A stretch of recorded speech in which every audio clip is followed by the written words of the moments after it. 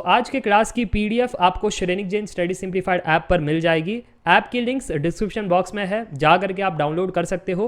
Play store पर भी अगर आप सर्च करोगे Shrenik Jain study simplified app, वहाँ से भी आपको वो ऐप मिल जाएगा। डाउनलोड करने के बाद स्टोर सेक्शन में जाना and visit this ATC course, और फिर कंटेंट सेक्शन में जाने के बाद आपको पीवाईक्यू सोल्यूशन फोल्डर पर जाना है, और जो भी सेक्शन का आपको नोट्स चाहिए आपको यहाँ पर सॉल्व पेपर्स के नोट्स मिल जाएंगे। और अगर कंसेप्ट पढ़ने हैं तो उनके भी नोट्स और वीडियोस अवेलेबल है। बेस्ट बात यह है कि नोट्स भी डाउनलोड कर सकते हो और वीडियोस भी डाउनलोड करके विदाउट इंटरनेट आप देख सकते हो। ठीक है, now enjoy the class, enjoy the concepts. Thank you. So yes, we are live. Welcome to Airport Authority of India Previous Year Paper Solution Class. तो आज के क्लास में हम AAI ATC 2022 शिफ्ट 1 के सवाल बनाने वाले हैं, और सेक्शन है मैथमेटिक्स। 30 क्वेश्चंस आते हैं हर पेपर में। ठीक है, तो सारे 30 क्वेश्चंस आज की क्लास में हम करने वाले हैं। Let us start with the very first question. पहला सवाल आपके स्क्रीन के सामने ये रहा। Question number 1, the value of 7 pi divide by 6 into degree should be. अब ये आसान सवाल है। इस आसान सवाल को हम मात्र 30 सेकंड देंगे, देखते हैं आप सुलझा पाते हो या नहीं। क्या लगता है आपको 7 पाई बाई 6 को डिग्री में अगर कन्वर्ट करें तो ए, बी, सी या डी, कौन सा ऑप्शन ठीक होगा?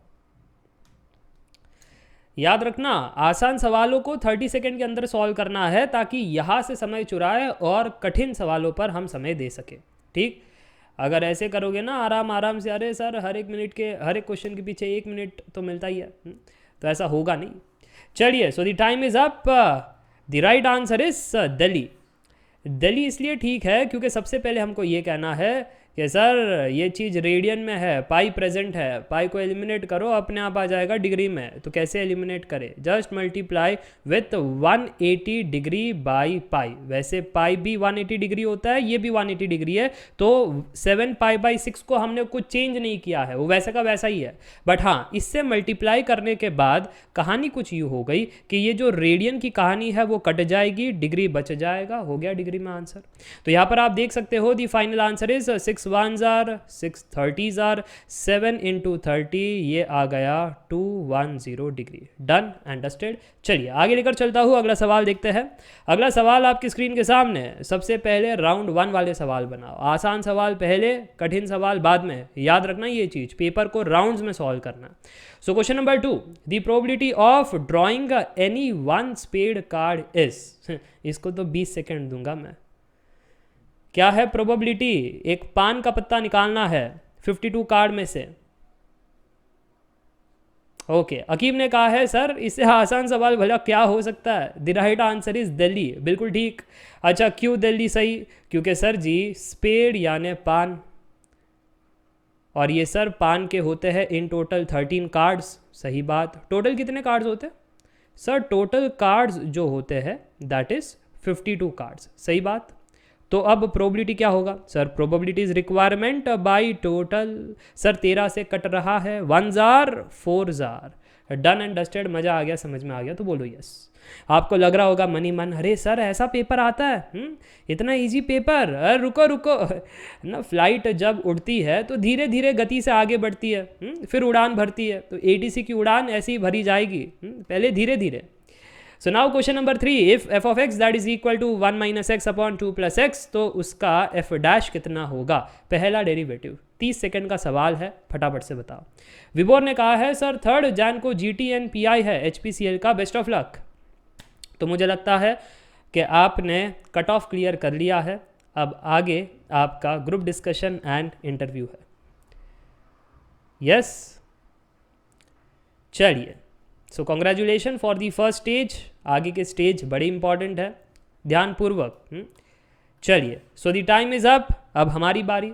सबसे पहले सर जी हमको पहला डेरिवेटिव पूछ रहे हैं, बट ये फंक्शन तो देखो, ये u बाई वी का फंक्शन है। अरे तो दिक्कत वाली बात क्या है? पहले डिनोमिनेटर लिखो, फिर न्यूमरेटर का differentiation with respect to x, minus numerator फिर डिनोमिनेटर का differentiation with respect to x, divide by denominator का स्क्वायर। सही बात, सही बात।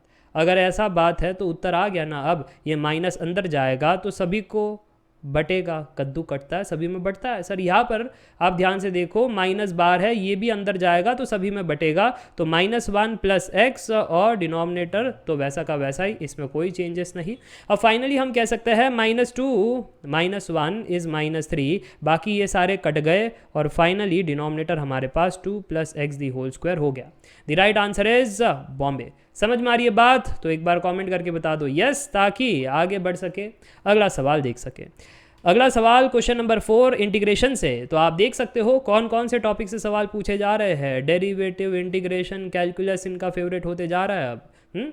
चलिए, सो question number 4, integral dx/x is log mod x is not possible when. अरे सर ये तो बराबर ही होता है। हाँ होता है इन जनरल, बट एक पॉइंट पर नहीं होता है। वो कौन सा पॉइंट है जिस पर ये इंटीग्रेशन का आंसर ऐसा नहीं होगा, वो पूछा जा रहा है। बहुत आसान है, 20 सेकंड का सवाल है, इससे ज़्यादा नहीं मिलेगा। ये मैथमेटिकल रीजनिंग हो गया। अरे देखो ना, अगर x 0 हो जाए तो फंक्शन ही 1/0 हो गया। अरे जब फंक्शन 1/0 हो गया तो वो अनडिफाइंड हो गया। समझ में आ रही है बात? सिमिलरली यहाँ पर अगर x की जगह 0 हो गया तो log 0 -∞। तो यहाँ पर ऐसे पॉइंट्स है x = 0, मात्र एक ही ऐसा पॉइंट है जिसमें ये फंक्शन नॉट डिफाइंड हो जाता है। So when x is 0 f of x is 1/0, याद रखना, और इसलिए this is undefined. therefore integral dx/x is equal to ln mod x। ये ठीक है, बट जब x बराबर नहीं है तब ठीक है। डेरिवेटिव में भी ऐसा ही होता है। डेरिवेटिव जब आपसे कोई पूछ लेंगे कि d/dx ऑफ 1/x कितना होता है, आप कहोगे सर -1 × x⁻² हाँ, बट ये कब है? जब x 0 के बराबर नहीं है। ये याद रखना चीज़ है। नहीं तो कहोगे कि सर डेरिवेटिव में कैसे होगा, चल जाता है क्या? नहीं, किसी में भी नहीं चलता है डेरिवेटिव में, इंटीग्रेशन में। ये तकलीफ देने वाले पॉइंट्स को अच्छे से देखना।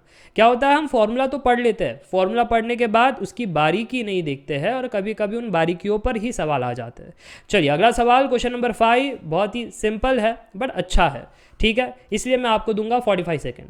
Find the first derivative of this function. Sir ये फंक्शन देखो तो सही, मैंने कहा लॉग की प्रॉपर्टी सोचो, इतना भी खतरनाक नहीं है ये फंक्शन जितना तुमको महसूस हो रहा है। लॉग की कुछ प्रॉपर्टी है, अगर सोच लोगे फटाफट आंसर आ जाएगा।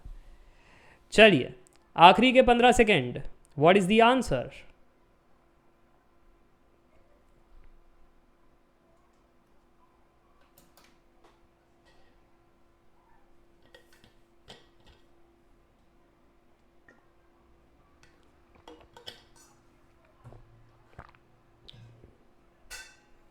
चलिए टाइम इज़ अप। अब मेरी बारी, इस क्वेश्चन को बनाते हैं। सबसे पहले फंक्शन को ठीक करेंगे। ये फंक्शन प्यारा नहीं लग रहा है, हमको प्यारा फंक्शन चाहिए। सर अगर आपको प्यारा फंक्शन चाहिए तो एक काम करो, ये x को है ना पावर में चढ़ा दो, क्योंकि log ये इजाज़त हमें देता है। मैंने कहा हाँ जी। फिर सर जी इधर को भी देखो, फिर आगे भी देखो, और फाइनली हम कह सकते हैं अब दैट f जो है e⁻ ln of this thing is a⁻x, फिर e⁻ ln of this thing is x⁻a, फिर ये पावर ln ऑफ ये तो हो जाएगा a⁻a। अब बढ़िया बात क्या है, फर्स्ट डेरिवेटिव मांग रहे हैं, सो f' ये कांस्टेंट का डेरिवेटिव 0। इन दोनों को ध्यान से देखना है। ये पहला टर्म है कांस्टेंट के पावर में वेरिएबल, इसलिए कांस्टेंट का power variable into ln constant, ये होगा डेरिवेटिव। ध्यान से देखना। ये नेक्स्ट वाला तो सिंपल है, वेरिएबल के पावर में कांस्टेंट, तो sir constant into x⁻, constant -1, ये सिंपल है। सिर्फ ये वाला टर्म जो है ना, इसका डेरिवेटिव आपको ध्यान से लिखना था, बाकी कुछ नहीं। हो गया, done and dusted. What is the answer now? Sir the answer is option कौन सा है? कलकत्ता। क्या कलकत्ता को ठीक मान ले? हाँ सर जी, कलकत्ता बिल्कुल मैच कर रहा है। चलिए आगे लेकर चलता हूँ, अगला सवाल डिस्कस करते हैं। अब ये सवाल है आपके मैट्राइसिस से। तो बहुत सारे सवाल हमको मैट्राइसिस से भी दिखाई दिए। मैट्रिक्स के अंदर determinant, inverse, solution of system, ये सारा पूछा गया था। So question number 6, find the minor and cofactor respectively for the element 2 in the matrix डेल। आप ये देख सकते हो। अब ये एलिमेंट 2 क्या है सर जी? ये देखो M21, M21 की कहानी, फिर A21 की कहानी पूछ रहे हैं। M21 माइनर है, A21 को फैक्टर है। को फैक्टर माइनर की मदद से ही बनता है, कोई को फैक्टर अलग सी चीज़ नहीं है। क्या लगता है आपको? 45 सेकेंड का सवाल है, आखिरी के 15 सेकेंड, फिर हमारी कहानी स्टार्ट हो जाएगी। चलिए, जब भी क्लास करने बैठो तो 2 शीट बनाना। पहली शीट पर आप कैलकुलेशन कीजिए, दूसरे शीट पर टॉपिक्स को लिखिए, मिस्टेक्स को लिखिए, ट्रिक्स को लिखिए, आपकी कमियां, आपका स्ट्रॉन्ग पार्ट जो हो सकता है एनालिसिस कीजिए। चलिए, so the time is up. The right answer is Delhi. Delhi क्यों सही है? क्योंकि सर जी जब उन्होंने कहा कि हमें फाइंड करना है माइनर M21 तो पोजीशन है row two column 1, row two column 1 ये रहा, फिर एलिमिनेट कॉलम एलिमिनेट रो, जो बच गया है वो है M21, तो आंसर आ गया। आंसर आ गया 5। जैसे ही 5 देखा तो कुछ ऑप्शन कट गए, ऑप्शन ए और ऑप्शन बी। कलकत्ता या दिल्ली में से कोई ठीक होगा। तो सर अब अगर A21 निकालना है, ये को फैक्टर है, को फैक्टर होता है -1 to the power I plus J, I 2 है, J 1 है, ठीक, इनटू MIJ, तो M21। तो सर M21 तो ऊपर फाइंड किया ही है। मैंने कहा हाँ जी। अब देखो यहाँ पर क्या आ रहा है आंसर, सर -5 आ रहा है answer. So Delhi is correct, Calcutta is wrong. समझ में आ रही है बात? तो चलिए आगे लेकर चलता हूँ, अगला सवाल देखते हैं। और ये सवाल गेट में भी हमको दिखाई दिया था, हाल फिलहाल में भी दिखाई दिया था, ये 2022 गेट में भी दिखाई दिया, ATC में भी दिखाई दिया। ये कंसेप्ट आजकल काफ़ी पूछे जा रहे हैं। d/dx इंटीग्रल 2 से लेकर के x ln t dt कितना होता है? अब सर इंटीग्रेशन भी डेरिवेटिव भी एक साथ, हाँ यही तो एक स्पेशल कॉन्सेप्ट है ना। लेबिनिट्स साइंटिस्ट ने हमको मदद किया था ऐसे प्रॉब्लम्स को सुलझाने के लिए। बहुत ही सरल सी ट्रिक है और ये क्वेश्चन भी इतना कठिन नहीं है, बहुत आसान है। 30 सेकेंड का सवाल है, तो 30 सेकेंड ही दूंगा, इनसे ज़्यादा नहीं दूंगा। जो सवाल में 2 मिनट लगते हैं, 1 मिनट, वहाँ पर मैं पूरा टाइम दूंगा। बट ऐसे सवालों में मैं टाइम को कम ही रखूँगा। लेबिनिट्स रूल के हिसाब से हम ये कह सकते हैं दैट जब भी आपको कोई डिफरेंशिएशन ऑफ इंटीग्रेशन पूछ ले तो है ना, आपको सीधा कहना है इसका आंसर जो होगा अपर लिमिट का मैं पहले डिफरेंशिएशन करूँगा विथ रिस्पेक्ट टू x, फिर फंक्शन में ये देखो फंक्शन ऑफ t, उसमें t की जगह अपर लिमिट रखा जाएगा। सिंपल है, ये पहला स्टेप है। क्या है पहला स्टेप? अपर लिमिट का differentiation with respect to x, function में t की जगह अपर लिमिट रखा जाएगा। ठीक है, तो ये जब मैं कह रहा हूँ t की जगह अपर लिमिट, तो ये f of t f of x बन गया। f ऑफ x क्या है क्वेश्चन के हिसाब से? सर t की जगह जब x रखोगे तो फंक्शन हमारा ln x होगा, तो वो ln x मैं यहाँ पर सीधा लिख देता हूँ। ठीक, फिर minus same step, lower limit का differentiation with respect to x, फिर फंक्शन में t की जगह लोअर लिमिट। क्या आ रहा है उत्तर? सर ये तो 1 हो गया डिफरेंशिएशन में, ये हो गया ln x, और उसके बाद तो कांस्टेंट का डिफरेंशिएशन आपने किया था वो तो 0 होता है, तो फाइनली आंसर आ गया ln x। मैंने कहा हाँ जी, ln x is the answer, Bombay is the right answer. चलिए आगे लेकर चलता हूँ। अगला सवाल ये फिर से आ रहा है कैलकुलस के एरिया से। कैलकुलस इनका प्रिय हो गया था इस पेपर में। Question number 8, find the area bounded by the curve y is equal to x square plus x plus 4, द x axis and the ordinates x is equal to 1 and x is equal to 3। ठीक है, तो जो area है वो bounded होना चाहिए।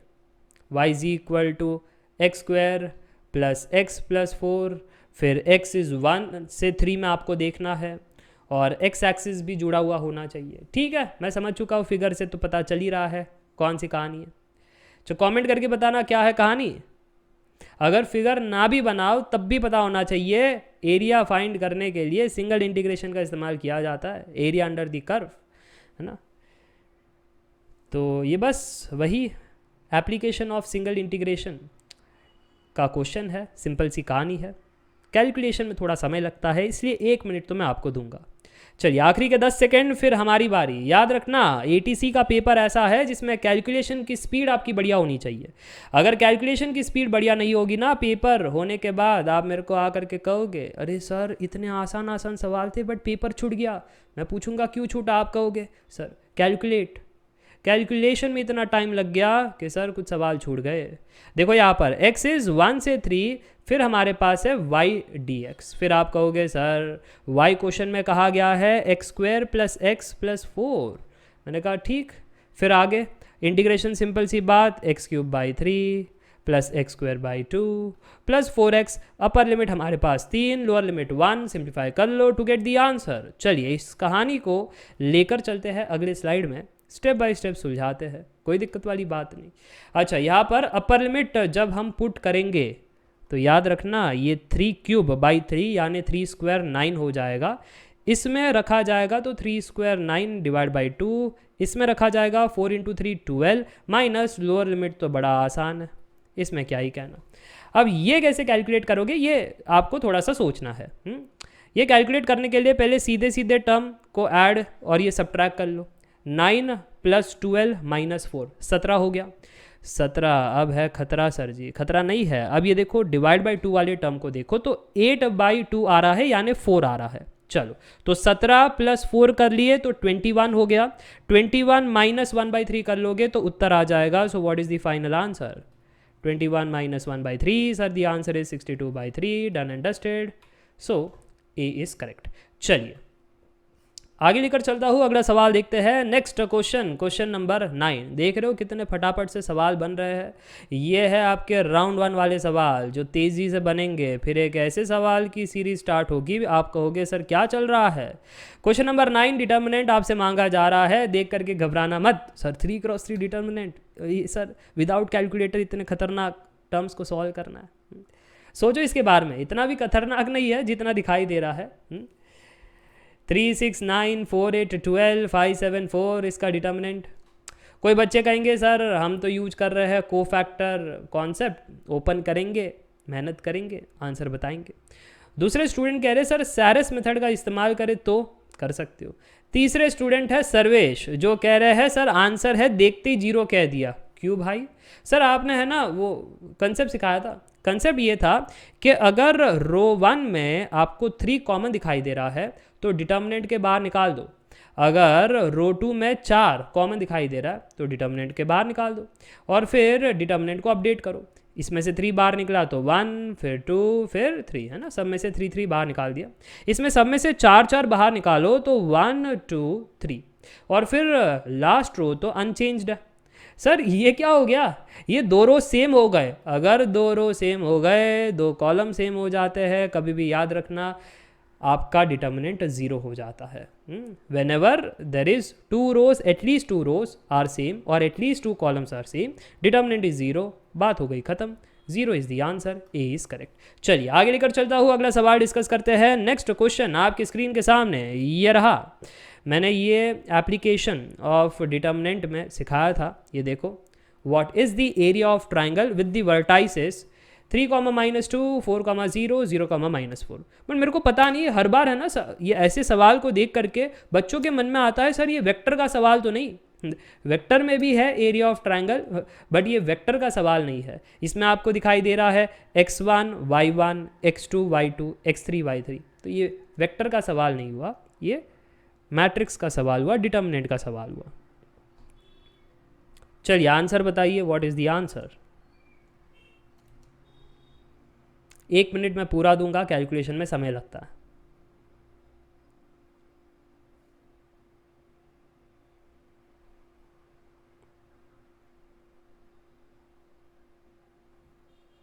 Okay, last 15 seconds.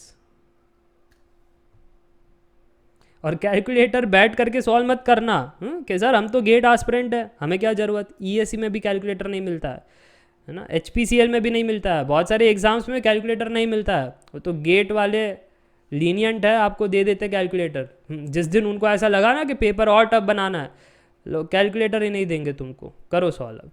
चलिए, area of triangle is half determinant of x1 x2 x3, फिर है y1 y2 y3, फिर है 1 1 1। चलिए अब आगे बढ़ते हैं। सबसे पहले हम ये कहते हैं कि x1 x2 x3 क्या है, 3 4 0। उठा करके सब्स्टिट्यूट कर लो, 3 4 0। फिर y1 y2 y3 क्या है, -2 0 -4। ठीक, आपका ऑर्डरिंग सही होना चाहिए। ऑर्डरिंग में भी ऊपर नीचे कर दिए ना तब भी गलत आंसर आता है।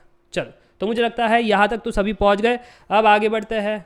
अब ये करते हैं काम कि हम डिटर्मिनेंट को ओपन रो 1 से नहीं करेंगे, डिटर्मिनेंट को ओपन रो 3 से कर लो।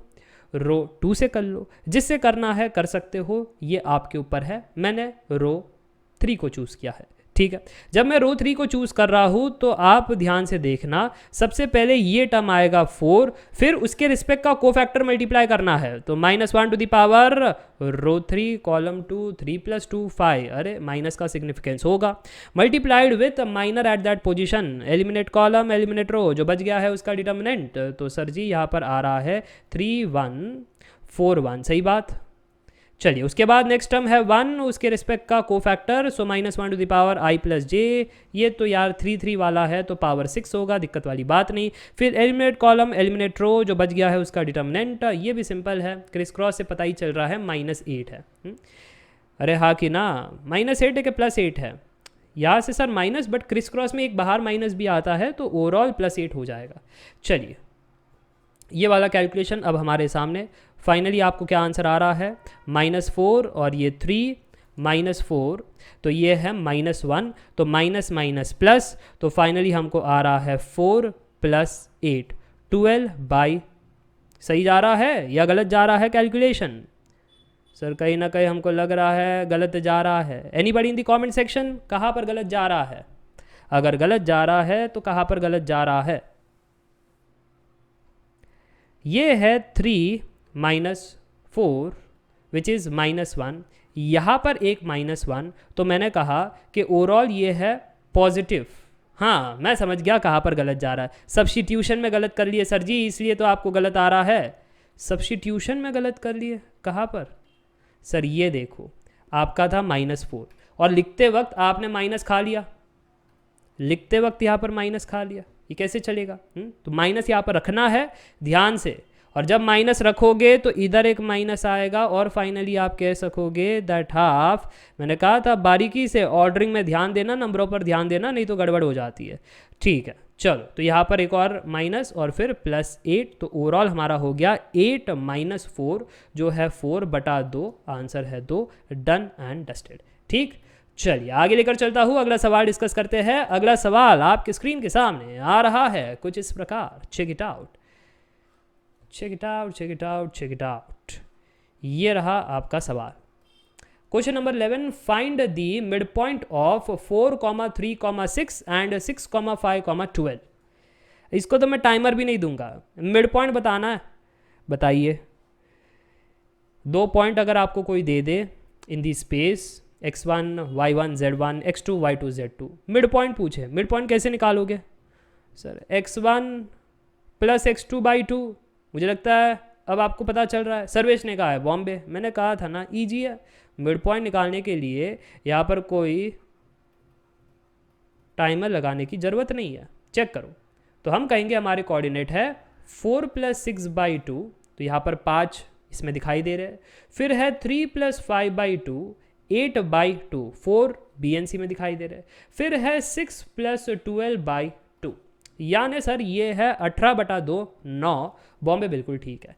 चलिए आगे लेकर चलता हुआ अगला सवाल डिस्कस करते हैं। नेक्स्ट क्वेश्चन आपके स्क्रीन के सामने आ रहा है कुछ इस प्रकार, चेक इट आउट।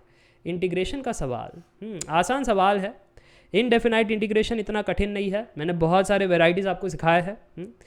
तो आपको बताना है इस क्वेश्चन का आंसर क्या होगा। Integral x × x² - 7 the whole power 15 dx is what. और याद रखना ये सारे के सारे टॉपिक आपके NCERT 11th एंड 12th से है, 10th भी पढ़ लो। अगर कुछ चीज़ें आपको नहीं याद आ रही है तो 10th के भी कॉन्सेप्ट्स पढ़ लो। सो 10th, 11th, 12th अगर आप सही से उनकी NCERT पढ़ लोगे तो बात हो जाएगी, है ना। और कहीं पर जाने की ज़रूरत नहीं है। अगर 2021 का भी पेपर देखो वैसे ही था, 2022 का भी पेपर वैसे ही है। चलिए आखिरी के 20 सेकेंड, फिर हम करेंगे टाइमर को एंड। आपको बताना पड़ेगा उत्तर क्या है।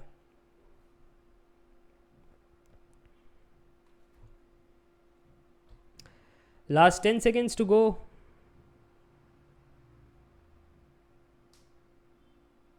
5, 4, 3, 2, 1। क्या सोच रहे थे? प्रॉपर्टी कुछ नहीं यूज़ कर सकते। डेफिनाइट इंटीग्रेशन होता तब मैं आपसे एक्सपेक्ट करता, अरे यार आप प्रॉपर्टी के बारे में सोच रहे हो।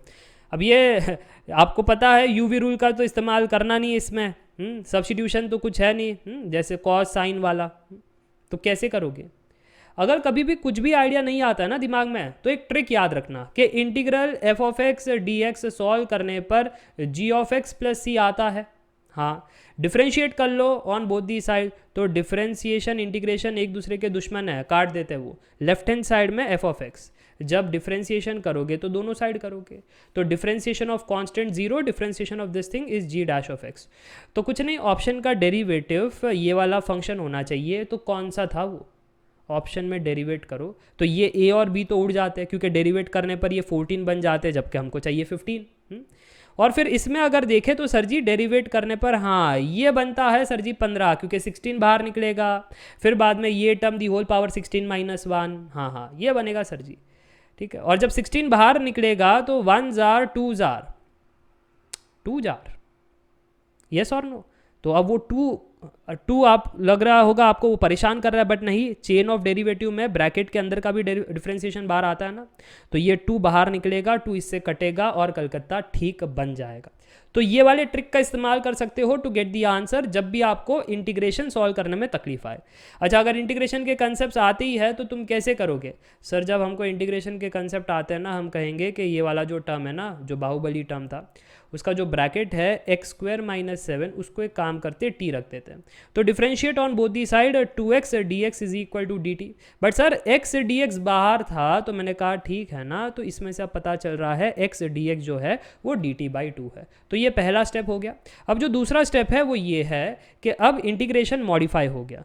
जो हमारा इंटीग्रेशन है वो बनेगा कि x² - 7 को हमने t रखा तो t⁻15, और वो जो x dx था वो बना dt/2। अब सर जी हाफ बाहर, इंटीग्रल t⁻15 होगा t⁻16/16। मैंने कहा हाँ, अब सर उधारी ली है वो चुका तो दो। मैंने कहा ठीक है, ये 1/2 इंटू 1/16, ये 1/32, और जो t की उधारी है, जो t हमारा है x² - 7, वो यहाँ पर जब हम रख देंगे तो यहाँ पर उत्तर आ रहा है किसके बराबर? कलकत्ता के बराबर। तो कलकत्ता ठीक। समझ में आ गया दोनों मेथड? तो एक बार कमेंट करके बता दो यस, ताकि आगे बढ़ सके और अगला सवाल देख सके। तो याद रखना, तुम मेरे स्टूडेंट हो, कोई भी सवाल पर रुकना नहीं है। सीधे से अगर आंसर आता है ठीक है, नहीं तो फिर मल्टीपल मेथड्स का इस्तेमाल करो। आंसर तो लेकर ही आना है, तो क्वेश्चन को छोड़ना नहीं है। चलिए अगला सवाल आपका ट्रिग्नोमेट्री से, which of the following is the correct value. बहुत ही आसान सवाल है। AIATC 2022 शिफ्ट 1 का सवाल है कि अगर मेरे पास tan 10 degree, tan 20 degree, tan 60 degree, tan 70, tan 80 ऐसे 5 टर्म मल्टीप्लाई कर दूँ तो फाइनल उत्तर क्या आएगा? इसमें आपको रिलेशनशिप पता होना चाहिए, tan cot का बेसिक ट्रिग्नोमेट्री पता होना चाहिए। तो ये 45 सेकेंड का सवाल है, फिर कुछ ज़्यादा नहीं है। फिर तो ऐसा है कि वो डोमिनोज का इफेक्ट होता है ना, पहले स्टेप को अगर क्लिक कर लो अपने आप second, third, fourth, fifth step बनते जाते हैं। चलिए आखिरी के 10 सेकेंड। ओके, सो 5 4 3 2 1 डन, डस्टेड। ध्यान से देखो, सबसे पहले tan 10 डिग्री का कुछ नहीं कर सकते, tan 20 डिग्री का कुछ नहीं कर सकते, tan 60 डिग्री आंसर हमको पता है 1/√3, फिलहाल उसको वैसे ही रखा है। 1/√3 नहीं है, √3 है। 0 1/√3 1√3 इन्फिनिटी, राइट। ये 0 डिग्री, ये 30 डिग्री, ये 45 डिग्री, ये 60 degree. So tan 60 degree is √3। चलिए, तो इसका तो आंसर हमको पता है। tan 70 डिग्री को देखो मैं कैसे लिख रहा हूँ, इसको मैं कह रहा हूँ cot ऑफ 20 डिग्री। क्या ये बात आपके पल्ले पड़ी? सर ऐसे कैसे हुआ? मैं बताता हूँ ऐसे कैसे हुआ कि tan theta is equal to, या ऐसे लिखते हैं tan of 90 minus theta is equal to cot theta. अब लगाओ दिमाग, जब आपसे कहा गया कि tan 70 डिग्री, क्या मैं इसको लिख सकता हूँ एज tan ऑफ 90 माइनस 20? 70 को बस मैंने 90 माइनस 20 लिखा। तो अगर सर जी 90 माइनस 20 लिखते हो तो फिर ये tan 70 डिग्री अब cot 20 डिग्री में कन्वर्ट होगा। तो वही किया ना, tan 70 डिग्री cot 20 डिग्री में कन्वर्ट। अच्छा, अगर ये बात समझ में आ गई तो इसको क्या लिखोगे? कमेंट करके बताना। tan 80 डिग्री को sir tan of 90 minus 10 degree जो हो जाएगा अब cot 10 डिग्री। अच्छा, एक और फॉर्मूला है उसको भी लिख दो, that tan phi into cot phi आपस में मल्टीप्लाई होकर के 1 हो जाता है। क्या हो जाते? 1 हो जाते। तो सर जी ये देखो tan phi cot phi multiply होकर के 1, tan phi cot phi multiply होकर के 1, तो फाइनल आंसर tan 60 डिग्री, और वो तो आपने बता ही दिया था √3 के बराबर है, इसलिए बॉम्बे बिल्कुल ठीक।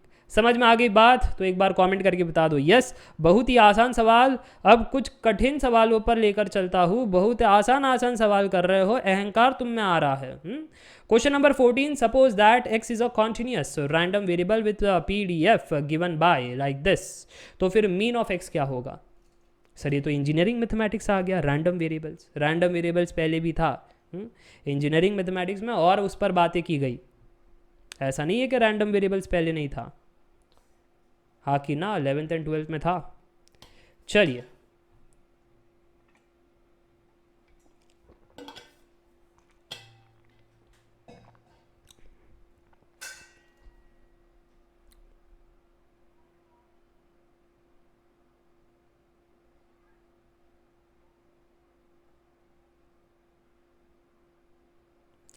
एक मिनट में आपको दूंगा, मैं जल्लाद आदमी नहीं हूँ ठीक है। हाँ बट याद रखना कि इसमें बहुत सारे स्टूडेंट्स मिस्टेक करते हैं, आप मिस्टेक मत कर लेना जब मीन ऑफ x कहा जाता है तो x into F of x होता है, वो जो बाहर का x है ना उसको याद रखना। कुछ स्टूडेंट्स कह रहे अरे सर पहले बता दिए होते, वो बाहर का x जो है कुछ इसमें मैं मिस कर गया। अब आंसर मैच नहीं हो रहा है। चलिए मेरी बारी, अगर आंसर मैच नहीं हो रहा है, सबसे तो पहले ये कहना है कि ये कॉन्टिन्यूस रैंडम वेरिएबल है क्योंकि चीज़ें रेंज में दे रखी है, और उन्होंने क्वेश्चन में भी मेंशन किया। अब क्योंकि कॉन्टिन्यूस रैंडम वेरिएबल है तो मीन निकालते वक्त इंटीग्रेशन का इस्तेमाल होगा। इंटीग्रल x जो है -∞ से +∞ जाता है, फिर x into F of x dx की कहानी बन जाती है। अब ध्यान से देखना, जब मैं ऐसी चीज़ें कह रहा हूँ तो एक बार में इंटीग्रेशन नहीं होगा। आप सोच रहे हो अरे सर 0 to 6 में ये फंक्शन चलता है ना, तो एक बार में इंटीग्रेशन कर देंगे, इतना आसान भी सवाल नहीं है। पीस वाइज फंक्शन है। 0 से 2 में हमारा फंक्शन बिहेव करता है एज x/8, फिर बाद में 2 से 4 में मन मौजूद है, अलग तरीके से बिहेव करता है, 1/4 की तरह बिहेव करता है। फिर आपका जो ये 4 से 6 है, x इंटू हमारा फंक्शन जो है -x/8 + 3/4 की तरह बिहेव करता है। चलो तो यहाँ पर आ जाने के बाद अब हमारी बारी आगे इसको सॉल्व करना है टू गेट दी आंसर। मुझे लगता है कैलकुलेशन तुम सुलझा लोगे, उसमें कोई दिक्कत वाली बात नहीं है। दैट इंटीग्रल x²/8 ना, तो इसका x³/3 और नीचे 8 भी है, सो 3 × 8 24, तो ये हो जाएगा x³/24। सही बात।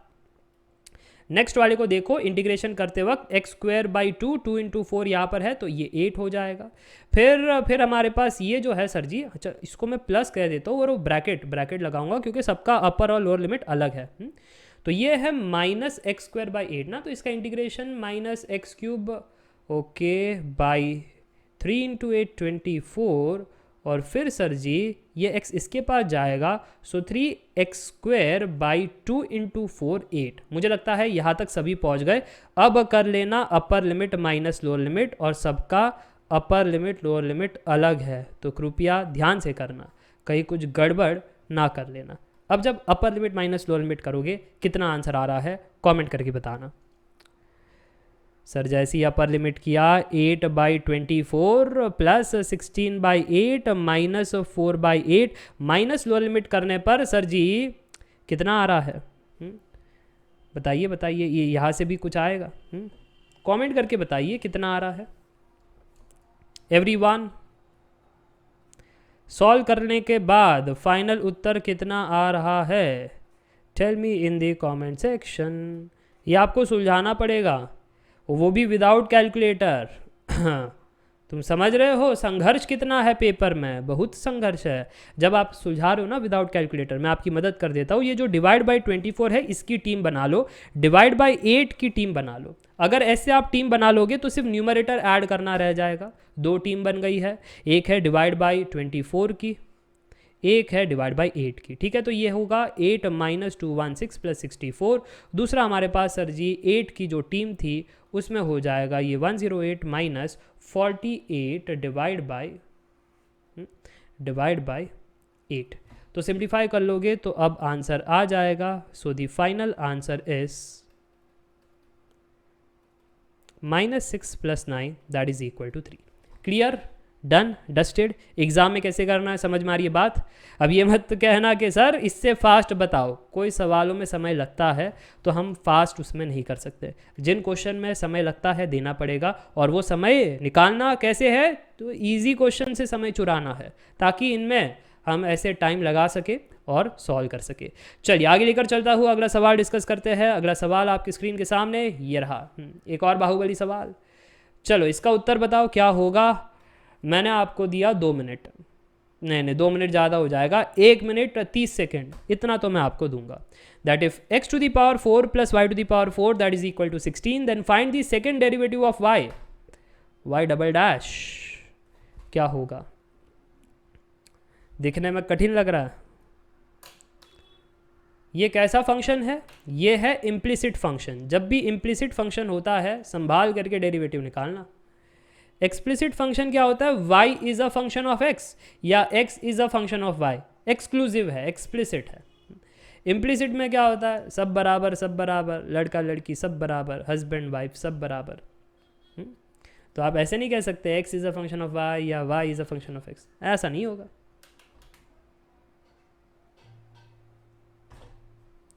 चलिए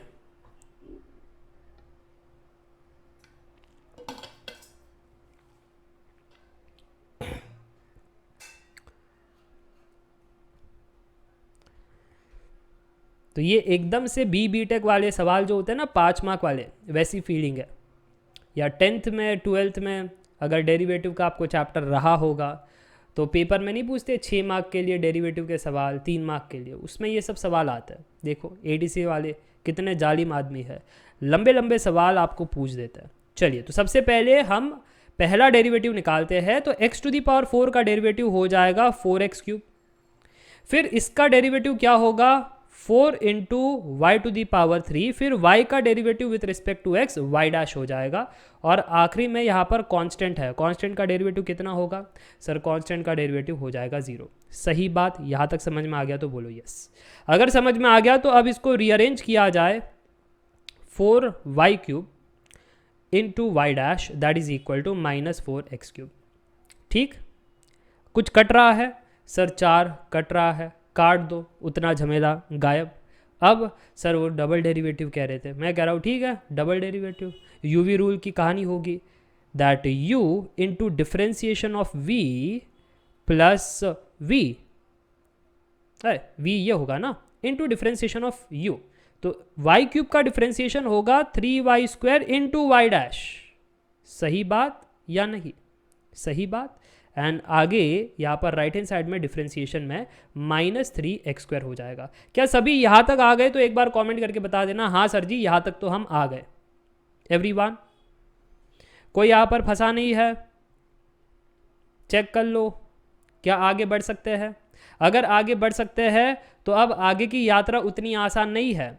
यहाँ पर y डैश को हटाना है सबसे पहले। y डैश हटाने के लिए ऊपर वाले की मदद लेनी है। मैंने कहा पहले इसकी साफ सफाई कर लेते हैं। ये y क्यूब है, y डबल डैश है, 3y स्क्वायर, फिर है y डैश का square that is equal to -3x square. अब सर जी यहाँ से कहना y डैश जो है -x cube by y cube है। मैंने कहा अच्छा तो यहाँ पर उसका स्क्वायर क्या होगा? सर पहले लिख दो -x cube by y cube, फिर उसका स्क्वायर करना, क्योंकि हम ऐसे आपकी तरह वर्बल मैच नहीं कर सकते। मैंने कहा ठीक है यार, भड़को मत, वर्बल मैच नहीं करना है, एक एक स्टेप मैं लिखता हूँ ताकि आप समझो जनाब, समझो। दैट अब जो है यहाँ पर y cube into y dash plus 3y square x to the power 6। 3 to the power 2 नहीं होता है, ये कैसा होता है मालूम है? ये 3 टू द पावर, मतलब जब आप इंडाइसेस में देखते हो ना a to the power m the whole power n, तो पावर्स मल्टीप्लाई होता है m इंटू n। तो क्या होगा जब पावर्स मल्टीप्लाई होंगे? 3 इंटू 2 6 होगा, इधर भी 3 इंटू 2 6 होगा, सो y टू द पावर 6। अब बात समझ में आ रही है तो बोलो यस। इसके आगे की कहानी तो मुझे लगता है आसान है, मुझे लगता है, आपका पता नहीं। कमेंट करके बताना आसान लग रहा है या कठिन लग रहा है। अगर आसान लग रहा है तो आगे बढ़ सकते हैं। ये हो जाएगा 1 जार, ये हो जाएगा 4 जार, y टू दी पावर 4 जो है सभी से मल्टीप्लाई करवा लो। हाँ सर्वेश कह रहे यस सर, सेकंड ऑप्शन में यूवी रूल नहीं लगाया। तुमने नहीं लगाया ना कि मैंने नहीं लगाया? कमेंट करके बताओ किसने नहीं लगाया, तुमने नहीं लगाया या मैंने नहीं लगाया। y टू दी पावर 4 जब दोनों में मल्टीप्लाई कर लेंगे LHS और RHS में, तो ये वाला y to the power 7 y double dash plus 3x to the power 6 that is equal to minus 3x square y to the power 4। Sir ये y टू दी पावर 4 को हम पहचानते हैं। कैसे पहचानते हो यार, तुम्हारा दोस्त है क्या? अरे सर देखो ना, इसमें से हम कह सकते हैं, क्वेश्चन में ऐसा कह सकते हैं y to the power 4 is 16 minus x to the power 4। उठा करके सब्स्टिट्यूट कर देंगे। अगर उठा करके सब्स्टिट्यूट कर ले तो सर जी आंसर आ जाएगा। अब सर्वे समझ में आया मैं क्यों कहता हूँ ऐसे सवालों को आराम आराम से सुलझाना चाहिए। तुमने कर दी ना गड़बड़, तुमने डबल डेरिवेटिव जो था यूवी रूल वाला वो नहीं किया। चेक करो अब यहाँ पर, अगर सही से कर लोगे तो 16 minus x to the power 4 ये मिल रहा होगा। सभी को ये मिल रहा है तो एक बार कमेंट करके बताना। हाँ, अब हम कहेंगे y double dash that is equal to, ये अंदर की कहानी मल्टीप्लाई करने पर कितना आ रहा है सर? ये 48 एक्स स्क्वायर, ये एडिशन में जा रहा है और एडिशन में 3x टू दी पावर 6 बना रहा है। और सर ये यहाँ से यहाँ पर आएगा minus 3x to the power 6 और फिर सर जी सब डिवाइड हो जाएगा। ये देखो ना, ये बगल में y टू दी पावर 7 है ना, उससे डिवाइड हो जाएगा। सभी उससे डिवाइड हो जाएंगे। अब फाइनली मैं कह सकता हूँ दैट मुझे इसका कटिंग दिखाई दे रहा है, ये रिमेनिंग दिखाई दे रहा है। क्या यही उत्तर है?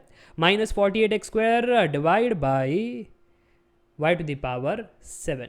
ये option a is absolutely correct. मजा आ गया, समझ में आ गया तो बोलो यस, ताकि आगे बढ़ सकते हैं, अगला सवाल हम देख सकते हैं। ठीक है, तो यहाँ पर मैं लिख देता हूँ therefore the final answer is y double dash that is equal to minus 48x square divide by y to the power 7। Okay, चलिए अब आगे डेरिवेटिव पर बहुत सारे सवाल पूछे जा रहे हैं, इंटीग्रेशन पर भी बहुत सारे सवाल आपने देखे, ये सब स्ट्रांग होना चाहिए आपका।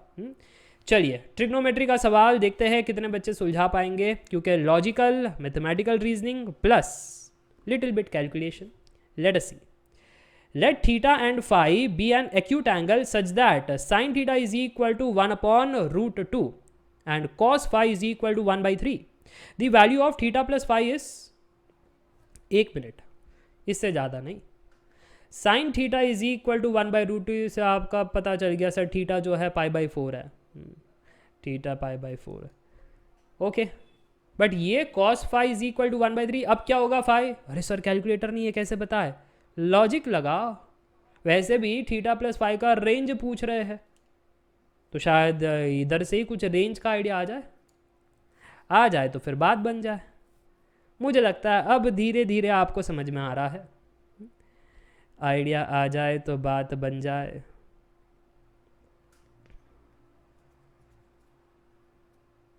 चलिए 5 4 3 2 1 डन।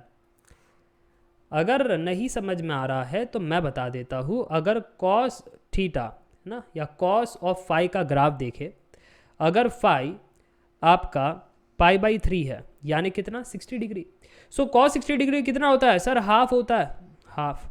और पाई बाई 2 पर कितना हो जाता है सर? 0 हो जाता है। तो क्या मैं ऐसा कहूँ कि धीरे धीरे ग्राफ आपका डिक्रीज होता है, होते होते 0 आता है ना? कॉस 0 1 होता है, फिर धीरे धीरे डिक्रीज होता है और पाई बाई 2 पर 0 हो जाता है, फिर नीचे की यात्रा फिर ऐसे ऑसिलेटिंग कर्व है, आपको पता ही है। तो अब इन्होंने क्या कहा? इन्होंने कहा कि कॉस फाई का आंसर 1/3 है। 1/3 किधर आ रहा है सर? बीच में किधर होगा 1/3? क्योंकि 0.5 और 0 के बीच में ही होगा ना 1/3। अरे हाँ कि ना? और अगर हाँ तो इसमें ही होगा आपका आंसर। ये आपका क्या होगा सर? ये जो फाई है ना, इसमें जो चाहिए था ये cos phi is equal to 1/3, इस रेंज में है। पाई बाई 3 से ज़्यादा, पाई बाई 2 से कम, इसी रेंज में है। ये देखो 1/3 इसी रेंज में है। चलो, तो मुझे लगता है अब आपको समझ में आ गया कि जो फाई है, फाई उसका रेंज क्या है, सभी को समझ में आ गया। देयरफॉर जब कोई कहता है कॉस फाई जो 1/3 है, तो हम कहते हैं दैट फाई जो है वो इस रेंज में। इसका गोला कहाँ चला गया? ये है ना, फाई जो है इस रेंज में है, greater than pi by 3, less than pi by 2।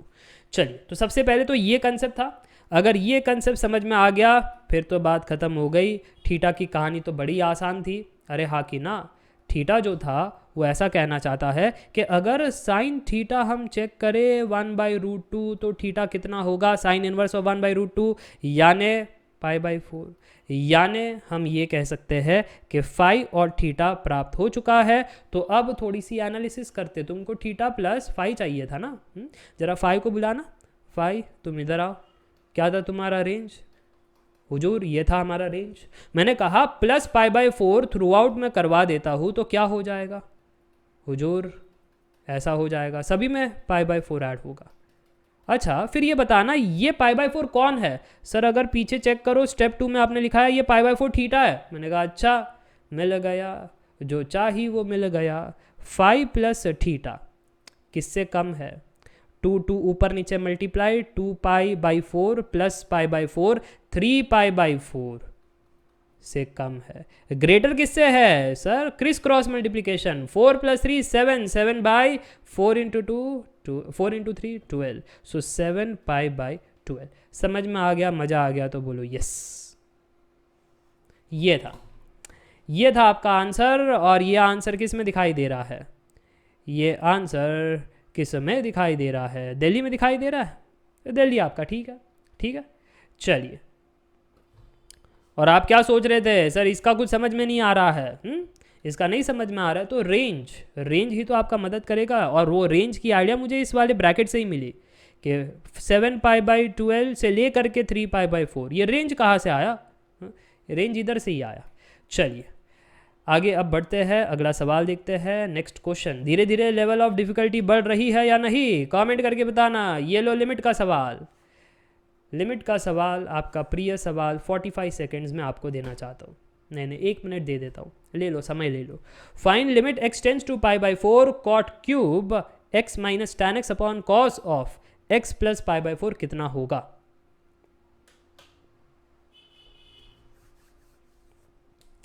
Question number 17 है, यानी यात्रा लंबी है और 13 क्वेश्चन बाकी है सर जी।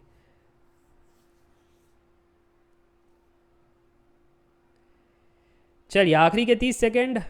क्या डायरेक्ट सब्स्टिट्यूट करने पर 0/0 फॉर्म आया सर जी, आया ना 0/0 फॉर्म। अब लॉपिताल को यूज करेंगे। करो न्यूमरेटर का अलग से डिफ्रेंसिएशन, करो डिनोमिनेटर का अलग से डिफ्रेंसिएशन। टर्म आसान है, बच गए।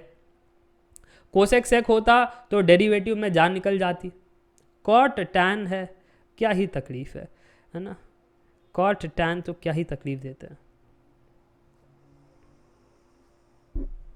Okay, so the time is up. अब हमारी बारी। सबसे पहले हमने कहा कि डायरेक्ट सब्स्टिट्यूट करने पर हमको मिला 0/0 फॉर्म। जब 0/0 फॉर्म मिला तो हम गए लॉपिताल, जिसको एल हॉस्पिटल आप कहते हो, बट वो होता है लॉपिताल। तो 0/0 फॉर्म आए या ∞/∞ फॉर्म आए तब लॉपिताल यूज़ करना, नहीं तो लॉपिताल यूज़ मत करना। लॉपिताल कहता है कि कुछ नहीं, सिंपल सा काम आपको करना है, न्यूमरेटर का अलग से डिफ्रेंसिएशन, कॉट क्यूब एक्स का differentiation 3 cot square x, cot x का differentiation minus cosec square x, फिर tan एक्स का डिफ्रेंसिएशन होगा sec square x divide by cos का डिफ्रेंसिएशन माइनस साइन होता है।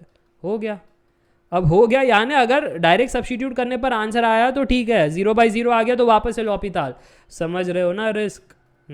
बट ये 80 वाले जो है ना, 80C वाले एग्जामिनर बड़े अच्छे हैं, कहते हैं जब तुम डायरेक्ट सब्स्टिट्यूट करोगे ना फटाफट से आंसर आ जाएंगे। Cot square π/4, cosec square π/4, sec square π/4, और ये साइन ऑफ π/2। तो साइन ऑफ π/2 तो पता है 1 है। ये वाले आपको थोड़े से पता होने चाहिए, नहीं पता है तो मैं नेक्स्ट स्लाइड में लिख देता हूँ कि cot square π/4 is 1/tan square π/4 यानी 1, इसमें कोई दिक्कत नहीं।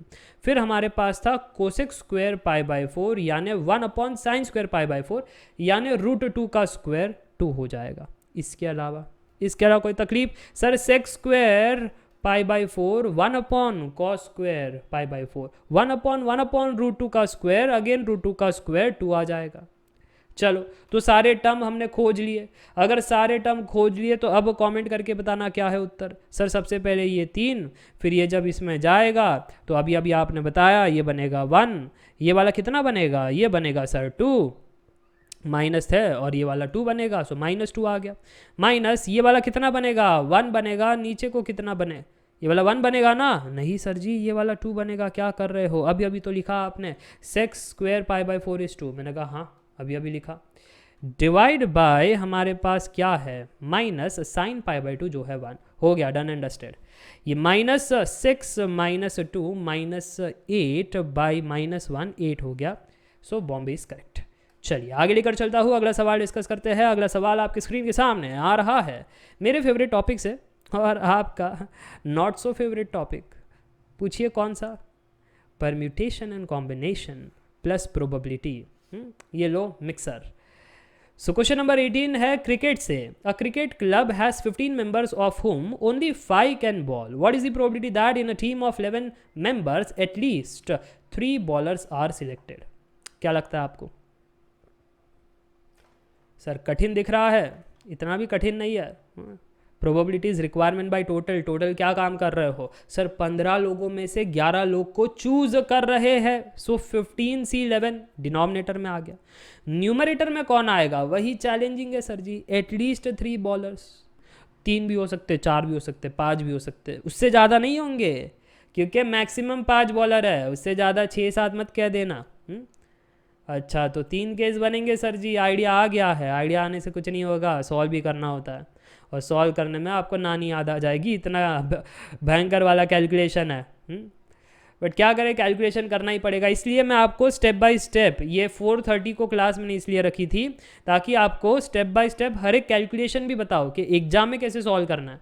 नहीं तो आप सोचोगे सर कैलकुलेशन बताए नहीं, एग्जाम में कैसे सॉल्व करना है, कैलकुलेटर तो मिलेगा नहीं। चलिए टाइम इज़ अप, हमारी बारी। सबसे पहले इन्होंने कहा है टीम के अंदर 5 बॉलर और रिमेनिंग नॉन बॉलर्स, 15 में से 5 बॉलर तो 10 हो जाएंगे नॉन बॉलर्स। ठीक, अब प्रोबेबिलिटी है रिक्वायरमेंट बाय टोटल, तो रिक्वायरमेंट है आपका एटलीस्ट 3 बॉलर होने चाहिए, तो 3 भी हो सकते, 4 भी हो सकते, 5 भी हो सकते। तो अगर 3 मेरे को बॉलर चाहिए तो 5 बॉलर में से 3 बॉलर मैं 5C3 से चूज़ कर लूँगा। बट हमको तो टीम बनानी थी 11 की। अब अगर 3 चूज़ कर लिए तो रिमेनिंग कितने बचे, अरे 8 बचे ना रिमेनिंग। अब रिमेनिंग 8 बचे तो वो 8 कौन होंगे, नॉन बॉलर होंगे। सो 10 नॉन बॉलर में से 8 नॉन बॉलर मेरे को चाहिए। फिर उसके बाद सर जी अगर आप ध्यान से देखो तो एटलीस्ट 3 बॉलर में 3 का एग्जैक्ट ले लिया, अब 4 उसके बाद 5 करना पड़ेगा।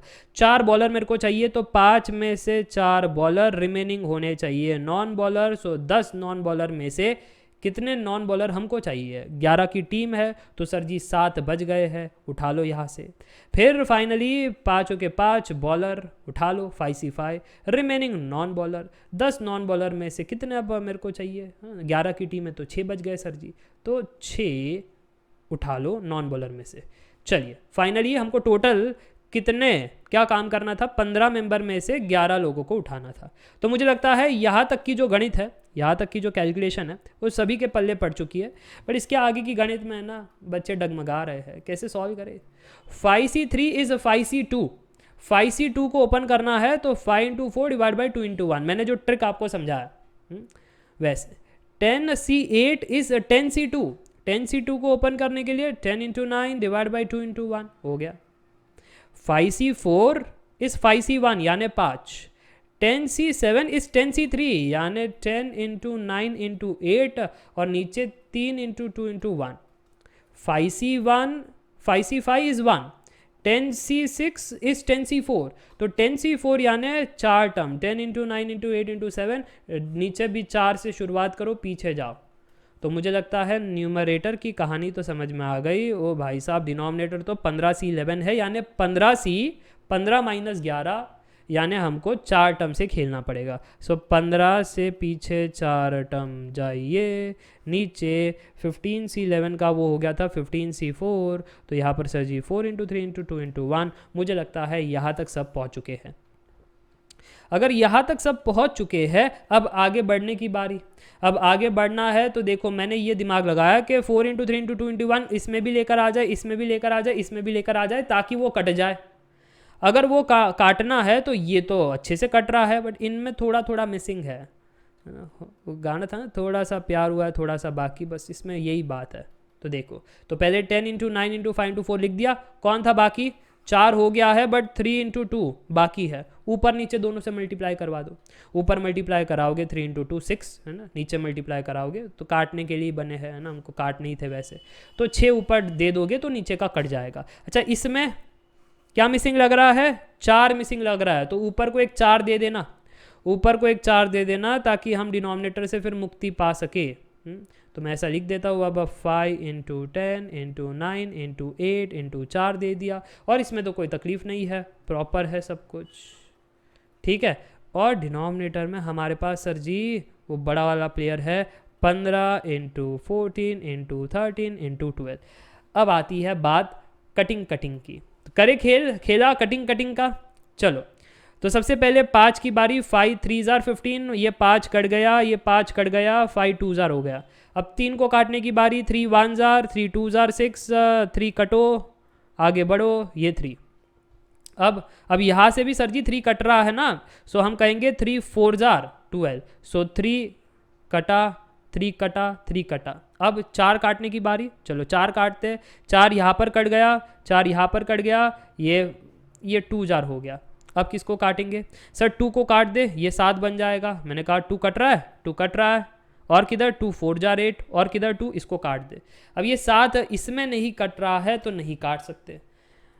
सर कितना खून खराबा कर दिया आपने, आपको पता है, मैं कह रहा हूँ अब क्या ही कर सकते हैं। 10 इंटू 3 30, आंसर आ रहा है ना। अब आंसर आ रहा है 4 इंटू 10 40, आ रहा है धीरे धीरे। अब यहाँ पर 2 into 7 14, divide by 7 into 13, finally हम कह सकते हैं 84 बाई 7 इंटू 13, 60 से कट रहा है, 1 jar 2 jar 12 by 13, done and dusted. मज़ा आ गया, समझ में आ गया तो बोलो यस, एग्जाम में ऐसे आप बना सकते हो। कलकत्ता बिल्कुल ठीक। चलिए आगे लेकर चलता हूँ, अगला सवाल डिस्कस करते हैं। अगला सवाल आपकी स्क्रीन के सामने आ रहा है कुछ इस प्रकार।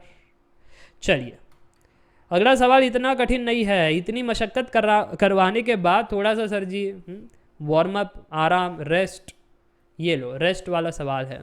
Find the length of the vector represented by the directed line segment with the initial point P and terminal Q। तो एक वेक्टर है, वेक्टर की लेंथ मांग रहे हैं, क्यों ना बताए, बता देंगे, इसमें क्या तकलीफ वाली बात है।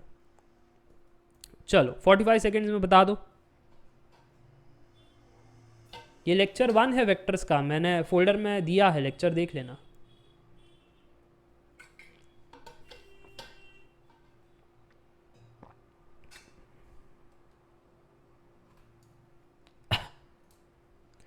Okay, so the time is up, हमारी बारी। सबसे पहले हम ये कहेंगे दैट डायरेक्टेड लाइन ऐसी होती है, ये इनिशियल यहाँ पर, फाइनल यहाँ पर जाएगी। ओके, तो एक पॉइंट दिया है P जिसका कोऑर्डिनेट है 2 -3 4, एक पॉइंट दिया है Q जिसका कोऑर्डिनेट है -2 1 1।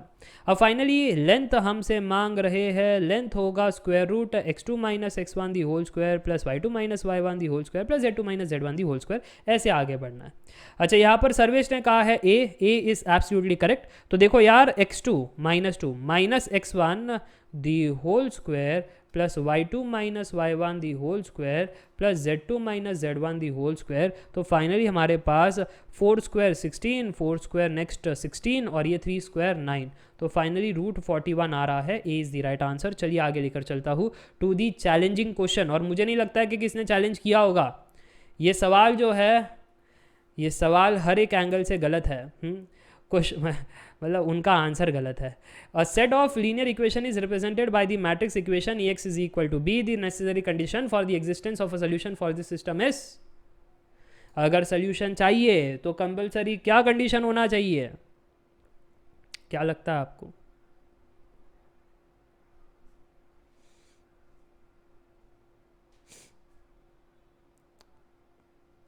तो बहुत ही बेसिक सा रीजनिंग अगर आप देखो तो बेसिक से रीजनिंग से ऐसा मालूम पड़ता है कि सर जी अगर Ax is equal to B है तो A इनवर्स से प्री मल्टीप्लाई करवा दो, ए इन्वर्स से प्री मल्टीप्लाई करवा दिए तो सर जी ये कट जाएगा, A x is equal to A inverse B हो जाएगा। तो अगर एक्स की वैल्यू चाहिए तो फिर ए इन्वर्स एग्जिस्ट होना चाहिए, ए इन्वर्स एग्जिस्ट होना चाहिए यानी इन्वर्टिबल होना चाहिए। अरे बट इन्फाइनेटली मेनी सोल्यूशन में तो डिटर्मिनेंट ऑफ ए जीरो होता है। देखो देखो दिल्ली दिया गया था ऑफिशियल आंसर बट वो गलत है। इन्फाइनेटली मेनी सोल्यूशन में आपका कोएफिशिएंट मैट्रिक्स का डिटर्मिनेंट कितना होता है, जीरो होता है ना, तब भी आप कहते हो ना सोल्यूशन आता है, सोल्यूशन आता है, इन्फाइनेटली मेनी सोल्यूशन आता है, कंसिस्टेंट सिस्टम है। तो फिर तो यहाँ पर सोल्यूशन आता है बट इसमें A inverse does not exist. Unique solution के अंदर determinant of A is not equal to zero, इसलिए ए इन्वर्स एग्जिस्ट। और क्या कोरिलेशन है डिटर्मिनेंट ऑफ ए इन्वर्स का, ये सिंपल सा, ये देखो ना फॉर्मूला है। ये क्या है, ए इन्वर्स के अंदर डिनोमिनेटर आ जाता है तो डिनोमिनेटर को जीरो नहीं होना चाहिए, जीरो हो गया तो फिर तो गड़बड़ हो जाएगा, तो जीरो नहीं होना चाहिए। इसमें जीरो हो गया, गड़बड़ हो गया, ए इन्वर्स आ नहीं सकता। इसमें जीरो हो ही नहीं सकता तो कुछ गड़बड़ ना होगी, गड़बड़ ना होगी तो इन्वर्स आ जाएगा। तो यही बात है ए इन्वर्स की कहानी, कि इन्वर्स कहाँ एग्जिस्ट करता है कहाँ नहीं। बट मेरी दिक्कत ये है कि दोनों में तो सिस्टम कंसिस्टेंट है, दोनों में तो सोल्यूशन देता है। तो ये कौन सा फिजूल सा तर्क हुआ that necessary condition for the existence of the solution for this system is a must be invertible. तो मतलब ऑफिशियल आंसर की तो डी है बट ये नहीं होना चाहिए। द राइट आंसर इज कलकत्ता, B must be linearly dependent on the column of A. और ये मैंने एक्सप्लेन भी किया है मेरे कंसेप्चुअल क्लास में, ठीक है, प्रैक्टिस कोर्स में भी एक्सप्लेन किया है कि ऐसा क्यों होता है। क्यों होता है मालूम है, जब आप ऑगमेंटेड मैट्रिक्स बनाते हो ना, तो मैं पहले इधर लिख देता हूँ that A must be invertible not necessary, therefore इधर इस वाले तर्क से A must be invertible not necessary. Solution चाहिए तो इन्वर्स नहीं होगा, होगा, दोनों में आपको सोल्यूशन मिल ही जाता है। इन्वर्टिबल का रीजनिंग हमको ना दो। हाँ, बात रही कि कलकत्ता B must be linearly dependent on column of A, ऐसा क्यों सर जी, और ऐसा क्यों हमेशा होता है? ये हमेशा ट्रू होता है, हमेशा हमेशा इसलिए ट्रू होता है क्योंकि अगर आप A is to B matrix create करो, मान लेते हैं दैट 3 वेरिएबल 3 इक्वेशन वाला कहानी था, x y z 3 variable 3 equation वाला कहानी, तो ऑगमेंटेड मैट्रिक्स की साइज कैसे होती? आप कहते हैं सर जी ये 1 2 3 कोएफिशिएंट हमने भर दिए एक्स वाई जेड के, और ये रहा कांस्टेंट, तो हमने ये पहला इक्वेशन कर दिया। ऑगमेंटेड का मतलब ही होता है कंप्लीटनेस, कंप्लीटनेस यानी कंप्लीट इक्वेशन लिखे जाएंगे। फिर जो नेक्स्ट इक्वेशन है उसके कोएफिशिएंट ऐसे लिखोगे, ये वाला कांस्टेंट होता है, ठीक है, ये कोएफिशिएंट एक्स वाई जेड के, ये वाला राइट हैंड साइड का कांस्टेंट। तो साइज देखी जाए तो 3 रो 4 कॉलम की है ना, ए टू बी में साइज यहाँ पर 3 रो 4 कॉलम की है। बट जब रैंक की बात करें तो रैंक आपका क्या होता है, rank of A to B. Sir rank of A to B formula के हिसाब से, प्रॉपर्टी के हिसाब से minimum of row comma column, so 3,4, यानी क्या मैं कह सकता हूँ 3 और 4 में मिनिमम है 3, तो आपका रैंक जो है कंपलसरी ए टू बी का लेस देन इक्वल टू 3 होना चाहिए। इसका मतलब क्या हुआ सर, इसका मतलब ये हुआ कि हमारे पास तो 1 2 3 4 वेक्टर थे, 4 वेक्टर होने के बावजूद मैक्सिमम रैंक 3 आता है, 4 वेक्टर होने के बावजूद मैक्सिमम रैंक 3 आता है। रैंक यानी लीनियरली इंडिपेंडेंट वेक्टर, यानी मैक्सिमम 3 ही इंडिपेंडेंट वेक्टर, 4 वेक्टर में से 3 इंडिपेंडेंट वेक्टर, यानी एक वेक्टर डिपेंडेंट था। और अगर एक वेक्टर डिपेंडेंट था तो क्या मैं कह सकता हूँ वो बी ही था, B is necessarily a dependent vector, ठीक है। So B must be linearly dependent, है ना, linearly dependent on column of A, ठीक है। So B must be linear. अब आप ये भी सोच रहे हो कि सर डिपेंडेंट वेक्टर में कोई और भी हो सकता है, नहीं, क्योंकि एक और तर्क ये है कि अगर आपने ए टू बी की साइज देखी, ए टू बी मैट्रिक्स की साइज सर जी हमने अभी अभी आपसे देखी दैट इसमें था 3 रो 4 कॉलम, अगर मैं ए टू बी का ट्रांसपोज करूँ तो आप कहोगे सर जी अब कॉलम रो बन जाता है, रो कॉलम बन जाता है, तो 4x3 हो जाएगा। अच्छा, इसका रैंक क्या होगा, rank of A to b transpose. Sir rank की प्रॉपर्टी है rank of A to b, rank of A to b transpose same होना चाहिए, यानी लेस देन इक्वल टू 3 होना चाहिए। अरे हाँ कि ना, क्योंकि अभी अभी देखा rank of A to b क्या था, less than equal to 3। H to b transpose का भी वही रैंक होना चाहिए। और अगर ऐसी बात है तो ये जो आप 1 2 3 4 रो देख रहे हो, 4 रोज होने के बावजूद again maximum rank 3, maximum independent rows 3। इसका अर्थ क्या हुआ? ये जो बी का कहानी है, बी उसको डिपेंडेंट बनना ही पड़ेगा, वो इंडिपेंडेंट बन ही नहीं सकता। ठीक है, so B is dependent on column of A, जैसे आप यहाँ पर देख सकते हो, B must be linearly dependent on column of A. तो ये था तर्क। मुझे लगता है बात क्लियर हो गई। ये कंपलसरी है, ये हमेशा होगा। और चलिए अब आगे लेकर चलता हूँ, अगला सवाल डिस्कस करते हैं। अगला सवाल आपकी स्क्रीन के सामने आ रहा है। तो यहाँ पर चैलेंज करना चाहिए था, अब मुझे पता नहीं ऑफिशियली बच्चों ने चैलेंज किया है या नहीं। चलिए question number 21, find the angle between the lines. ये सिंपल है, 3D ज्योमेट्री। 3 लाइन है, 3D वाली लाइन है ये। 3 नहीं, 2 लाइन है, 3 पॉइंट है, x axis, y axis, z axis, वैसी वाली। सो 3D वाली लाइन है ऐसी 2 के बीच का एंगल क्या है वो आपको बताना है। क्या लगता है आपको? वेक्टर में जैसे करते थे वैसे ही यहाँ पर करना है। 2 वेक्टर के बीच में आप निकालने के लिए क्या करते थे? डॉट प्रोडक्ट में आप करते थे ना, कॉस थीटा की कहानी सेम। इसमें दिक्कत है, बच्चों को ये नहीं समझ में आता है, बट सर उधर तो हम A1 A2 plus B1 B2 plus C1 C2 पता होता था, इसमें कौन है A1 A2? हाँ वही तो कंसेप्ट है ना। अगर पढ़ा है, प्रीवियस ईयर पेपर्स के सवाल बनाए हैं तो बन जाएगा। प्रीवियस ईयर के पेपर के सवाल नहीं बनाए हैं, नहीं पढ़ा है कंसेप्ट, फंस जाओगे। तो याद रखना, सबसे पहले मैं लिख देता हूँ फॉर्मूला उन बच्चों के लिए जिनको नहीं पता कि इनका फॉर्मूला क्या है। ठीक है, so angle between pair of lines x minus x1 by a1 that is equal to y minus y1 by b1 that is equal to z minus z1 by c1। ये पहली लाइन। दूसरी line x minus x2 divide by a2, सब कुछ 2 2, y minus y2 divide by b 2, z minus z2 divide by सिट 2। ऐसी था। अब ऐसे ही था तो अब याद रखना कि cos थीटा एंगल निकालना है ना, थीटा इज cos इनवर्स कह लो, या cos theta is equal to mod positive होना चाहिए, A1 A2 प्लस B1 बिट 2 प्लस C1 सिट 2 divide by square root mod की कहानी, इसका स्क्वायर प्लस इसका स्क्वायर प्लस इसका स्क्वायर। वो जो आप वेक्टर्स में करते थे सेम कहानी, वेक्टर्स में मॉड कहते थे, यहाँ पर आप देख सकते हो ये वाला कैलकुलेशन आपको करना पड़ेगा। फिर हमारे पास 2 की कहानी है, A2 square B2 square C2 square. अब मुझे लगता है कंपैरिजन से ये गेम आसान हो जाएगी। अब अगर चेक करके मैं आपसे पूछूँ who is A1 A2, who is B1 B2, तो आप कहोगे सर ये देखो ये A1 1 है, B1 हमारा 2 है, C1 हमारा 2 है, फिर A2 हमारा 3, बिट 2 हमारा 2, सिट 2 हमारा 6। उठा करके यहाँ पर सब्स्टिट्यूट कर लो टू गेट दी आंसर। अब मेरे को बताना कितना आ रहा है उत्तर। सर हमने सब्स्टिट्यूट किया ना तो हमको मिला theta is equal to cos inverse numerator by denominator 1 into 3 plus 2 into 2 plus 2 into 6 divide by square root 1 square plus 2 square plus 2 square into root 3 square plus 2 square plus 6 square. Simplify कर लिया sir ji to get the answer. So cos inverse of 19 by root 9 और यहाँ पर root 49।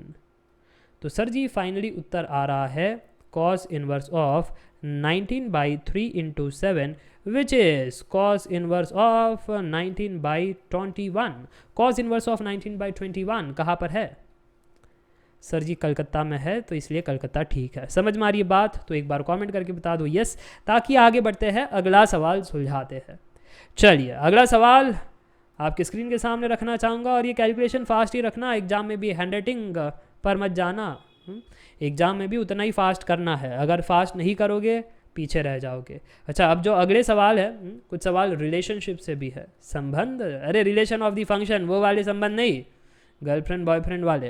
Question number 22, let a b the set 1 2 3 4 which ordered pair are in the relation r is equal to a comma b where a divides b। ऐसा relationship, ऐसा संबंध जहाँ पर a हमेशा divide करेगा b को, रिमाइंडर जो है वो 0 बनाएगा क्योंकि कंप्लीटली डिवाइड हो रहा है। क्या लगता है आपको? वो जो नंबर है ना A, B वो इनमें से बने हुए होने चाहिए 1 2 3 4। ईजी है, टफ नहीं है। स्लाइड लोड हो रही है। अच्छा, सर्वेश ने कहा है बम्बे। सर्वेश मनी मन सोच रहा था कि सर सब कुछ सारे नंबर 1 से तो डिवाइड होंगे ही, है ना, तो 1 से बनने वाले सारे सेट कंसिडर करूंगा, फिर केयरफुली ऑब्जर्व करूंगा कि कौन से ऐसे नंबर है जो डिवाइड हो रहे हैं। ऐसे ही किया ना, और अगर हाँ तो बिल्कुल सही जा रहे थे, इसलिए बॉम्बे बिल्कुल ठीक है। ध्यान से देखना, उनके हिसाब से A, B ऐसा सेट है जिसमें B divide by A completely, so ये एग्जिस्ट है। B divide by A exist. तो मैं देख रहा था कि अगर A1 हो जाए, A1 हो जाए, फिर तो यार 1 2 3 4 सबको डिवाइड करेगा, कोई भी आने दो, सबको डिवाइड कर लूँगा। फिर जब A2 हो जाए तब ध्यान से 1 को डिवाइड नहीं कर पाएगा, रिमाइंडर 0 नहीं बनाएगा, 2 को कर लेगा, 3 को नहीं करेगा, 4 को कर लेगा। फिर अगर मेरे पास A3 हो जाए, 1 को नहीं करेगा, 2 को नहीं करेगा, 3 को कर लेगा। अगर A4 हो जाए तो सिर्फ 4 को ही करेगा। तो आप देख सकते हो ये सारा सेट सिर्फ और सिर्फ बम्बे में प्रेजेंट था और कहीं नहीं। इसलिए बम्बे ठीक। देखो ये यहाँ पर गड़बड़ कर दी इसने, फिर यहाँ पर गड़बड़ कर दी इसने, फिर यहाँ पर गड़बड़ कर दी, बट बॉम्बे कहीं पर भी गड़बड़ नहीं कर रहा है। Bombay is the right answer.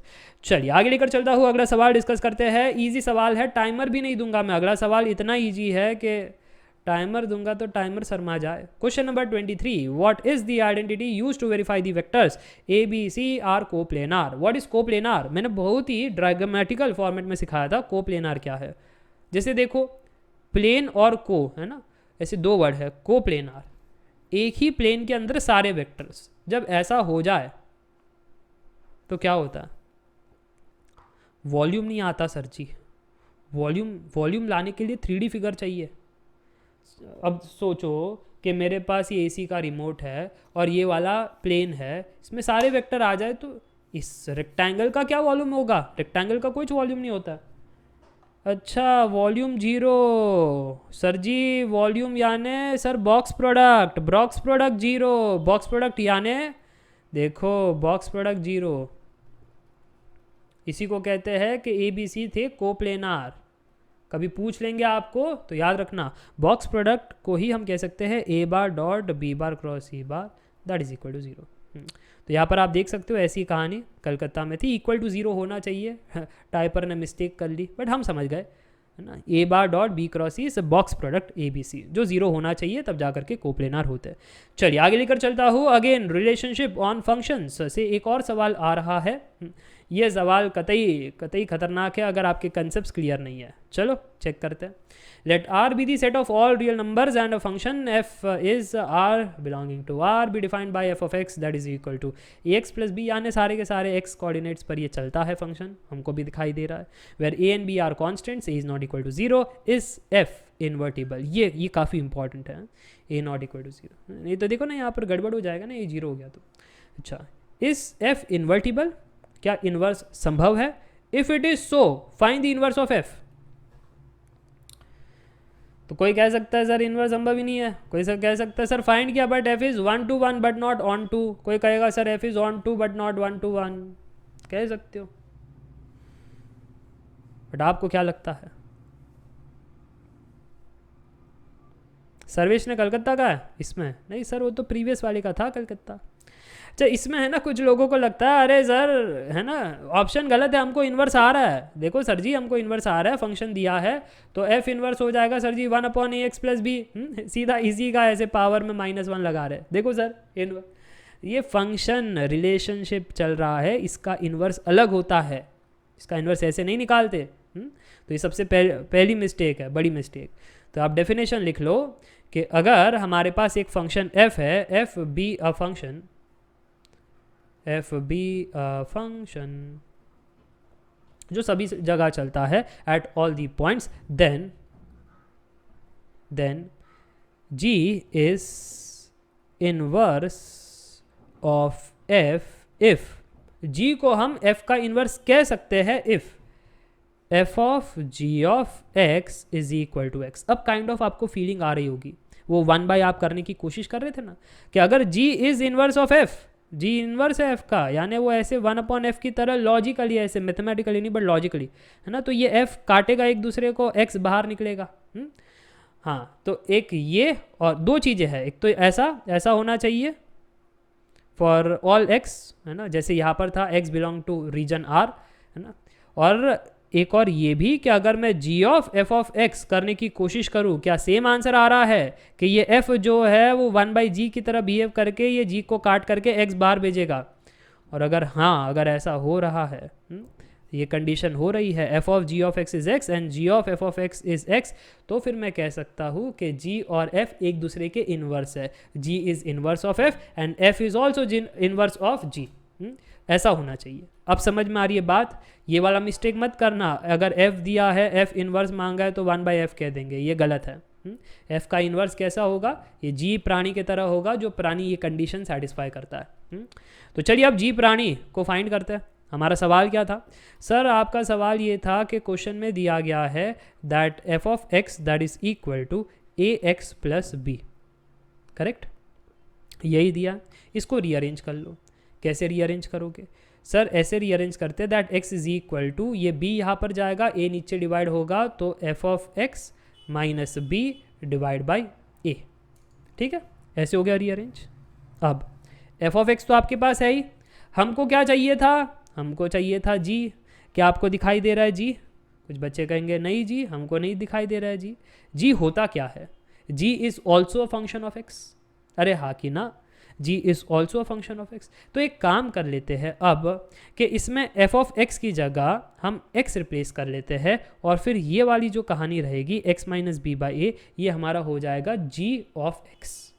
ठीक है, ध्यान से देखना, हमने क्या किया, हमने f ऑफ x को x कह दिया, और फिर ये जो फंक्शन ऑफ x आया है इसको हमने g ऑफ x कह दिया। अब क्या g of x f of x का इन्वर्स है? ये प्रूव करने की बात है। और ये कैसे प्रूव होगा सर? अगर g ऑफ x को f ऑफ x का इन्वर्स होना है ना, तो ये सब कंडीशन मैच करवाना पड़ेगा उसे। मैंने कहा ठीक है, चलो युद्ध करते हैं, चेक करने की कोशिश करते हैं कि ऐसा हो रहा है या नहीं। तो ये दो इंपॉर्टेंट थे। सबसे पहले इसको रीअरेंज किया, ऐसा हमको मिला, फिर f ऑफ x में हमने x लगा दिया, तो ये हमको g ऑफ x मिल गया। चलिए अब चेक करते हैं सबसे पहले f of g of x, यानी f ऑफ x के अंदर ये g ऑफ x लगाना है। तो जब ऐसे करेंगे तो राइट हैंड साइड में x की जगह ये g ऑफ x ये आ जाएगा, x को रिप्लेस किया g ऑफ x से। बट g ऑफ x अपने आप में ये एक फंक्शन है। क्या है function? x minus B by A. कितना आ रहा है उत्तर? ए कट गया, माइनस बी उसके बाद कट जाएगा, x बच जाएगा। देख पा रहे हो आप? देख पा रहे हो विनोद कि नहीं देख पा रहे हो कि f of g of x हमारे पास x आ गया? और अगर हाँ, तो अब हम निकालेंगे g of f of x। g of f of x निकालते समय g ऑफ x तो इस प्रकार है। अब x को रिप्लेस करना चाहते हो f ऑफ x से, यानी इसको रिप्लेस करना चाहते हो f ऑफ x से? मैंने कहा हाँ, उसी को रिप्लेस करना चाहते हैं f ऑफ x से। तो फिर क्या होगा सर? ऐसा हो जाएगा f of x minus B by a. But आपको याद है what is f of x? हाँ सर जी याद है, f ऑफ x हमारा ax प्लस बी है। मैंने कहा उठा करके सब्स्टिट्यूट कर लो। अगर f ऑफ x आपका ax प्लस बी है, तो सर जब उठा करके सब्स्टिट्यूट किया तो यहाँ पर b भी कट गया, फिर उसके बाद a कट गया, x आ गया। तो मैंने कहा था ना कि जब इसका आंसर भी x आ जाए, इसका आंसर भी x आ जाए, तो फिर g is the inverse of x। Therefore g is inverse of f। If g is inverse of f, therefore g which was कितना था g of x? g of x sir ji आपने previous इसमें बताया था that is x minus b by a. So x minus b by a, so this is your f inverse of x. मज़ा आ गया, समझ में आ गया तो बोलो यस। ये सो x माइनस बी बाई ए अब दिखाई दे रहा है कोई ऑप्शन में? हाँ सर जी, इनवर्स एग्जिस्ट, और इनवर्स जो है x माइनस बी बाई ए के बराबर है। So option A is correct. चलिए, तो मैंने आपको बता दिया कि मिस्टेक क्या करते हैं यहाँ पर बच्चे, और डेफिनेशन क्या है। अगर एक फंक्शन f है, उसका अगर इन्वर्स खोजना है तो ये प्रॉपर्टी सेटिस्फाई करना चाहिए। तो बस उसी पर हम आगे बढ़े थे। हमारे पास एक फंक्शन था, उसको रीअरेंज किया, g ऑफ x को घोषित किया, फिर हमने प्रॉपर्टी चेक किया और वो बात निकल करके आई थी। चलिए आगे लेकर चलता हूँ अगला सवाल। आप कहोगे चीटिंग, कॉपी करता है सिंघम। हाँ कॉपी करता है, कभी कभी एक ही कॉन्सेप्ट दो बार पूछ लेता है। अगेन एक 3D लाइन दे रखी है, एंगल पूछा जा रहा है। सोचो जो पढ़कर नहीं गए थे 2 बार मरेंगे, वो एक ही पेपर में 2 बार मरेंगे। जो पढ़कर गए हैं तो एक ही कॉन्सेप्ट के 2 फ्री के मार्क्स मिल जाएंगे, और ये इजी वाला कैलकुलेशन है। तो चलिए अब 1 मिनट के अंदर फटाफट से बताइए क्या है उत्तर।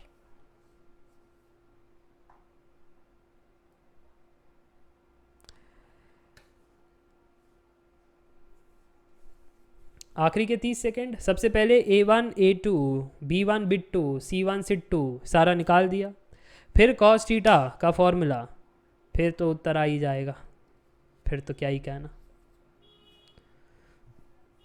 ओके स्लाइड लोड हो रही है। इतने सारे स्लाइड हमने भर दिए, 30 सवाल डिटेलिंग में हम सॉल्व कर रहे हैं, मल्टीपल मेथड्स के साथ सॉल्व कर रहे हैं। तो लेक्चर को भी काफ़ी समय हो चुका है, बट कोई समय का कोई पाबंदी नहीं, कोई टेंशन नहीं, चलते रहो ये क्लास को जितना चलना है। चलिए so the time is up, हमारी बारी। सबसे पहले हम ये कहेंगे that A1 is 2 B1 is 1 C1 is -2, फिर A2 is 4 B2 is -4 C2 is 2। अब आपको चाहिए, अच्छा सर्वेश ने कह दिया कलकत्ता। सर्वे साहब दिल्ली यहाँ पर ठीक है, ध्यान से देखना। अब थीटा जो है वो है cos inverse A1 into A2 plus B1 into B2 plus C1 into C2 divide by square root A1 square plus B1 square plus C1 square, so 2 square 4 plus 1 square 1 plus -2 the whole square 4 square root 4 square 16 -4 the whole square 16 2 square 4। अच्छा comment करके बताना अब क्या है उत्तर, मिल रहा है कुछ? Vinod numerator में देख रहे हो क्या हो रहा है? सर न्यूमरेटर में तो पूरा का पूरा साफ हो जा रहा है, ये जो 8 है और ये -8 पूरा का पूरा साफ। अगर ऐसी बात है so theta is cos inverse of 0, so the answer is π/2। Done and dusted. मज़ा आ गया, समझ में आ गया तो बोलो यस। चलिए आगे लेकर चलता हूँ, अगला सवाल को देखते हैं। अगला सवाल अगेन बहुत ही बढ़िया सवाल, क्यों? क्योंकि रिलेशनशिप से सवाल है। चेक करो, प्रॉपर्टीज चेक कर रहे हैं कि अगर हमारे पास एक फंक्शन है a प्लस बी रूट 2, तो बताना वो फंक्शन कैसा है। हाँ कैसा है? Associative, identity, inverse, non commutative. इसमें से जो फॉल्स है ना, which condition fails for g, fails में फॉल्स कौन है वो आपको बताना। सर एसोसिएटिव क्या होता है? मैंने प्रोबेबिलिटी में भी सिखाया। एसोसिएटिव यानी आपको मिलती है ना वो एसोसिएटिव की पोजीशन, एसोसिएट इंजीनियर यानी ग्रुपिज्म। फिर आइडेंटिटी एलिमेंट क्या होता है? a plus 0 b plus a plus 0 करो या 0 प्लस a करो, a ही आता है। आइडेंटिटी मैट्रिक्स में भी ऐसी होता है। इन्वर्स प्रॉपर्टी क्या है? इन्वर्स प्रॉपर्टी यहाँ पर अलग है, क्योंकि इसमें वो मैथमेटिक्स या मैट्राइसिस वाला इन्वर्स नहीं आएगा। इसमें इन्वर्स आएगा a प्लस -a कहो या -a प्लस a कहो, आंसर एक ही आता है, 0 आता है। फिर नॉन कम्यूटेटिव, तो आपको कम्यूटेटिव पर फोकस करना है, जिसपे मैंने म्यूटिव का एग्जांपल दिया था। म्यूटिव क्या करता है? एक पोजीशन से दूसरी पोजीशन जाता है। तो बस कम्यूटेटिव भी वैसा ही है, दैट अगर मैं a प्लस बी करूँ या पोजीशन को अदला बदली करे, b पहले a बाद में b प्लस a, दोनों का आंसर सेम आना चाहिए। अगर सेम आता है वो कम्यूटेटिव, नहीं आता है तो नॉन कम्यूटेटिव। तो अब क्या लगता है आपको कि a प्लस बी रूट 2 करूँ या b रूट 2 प्लस a करूँ, क्या अलग आंसर आएगा? नहीं, अलग आंसर नहीं आएगा, सेम ही आंसर आएगा। सेम आंसर आएगा तो कम्यूटेटिव होना चाहिए।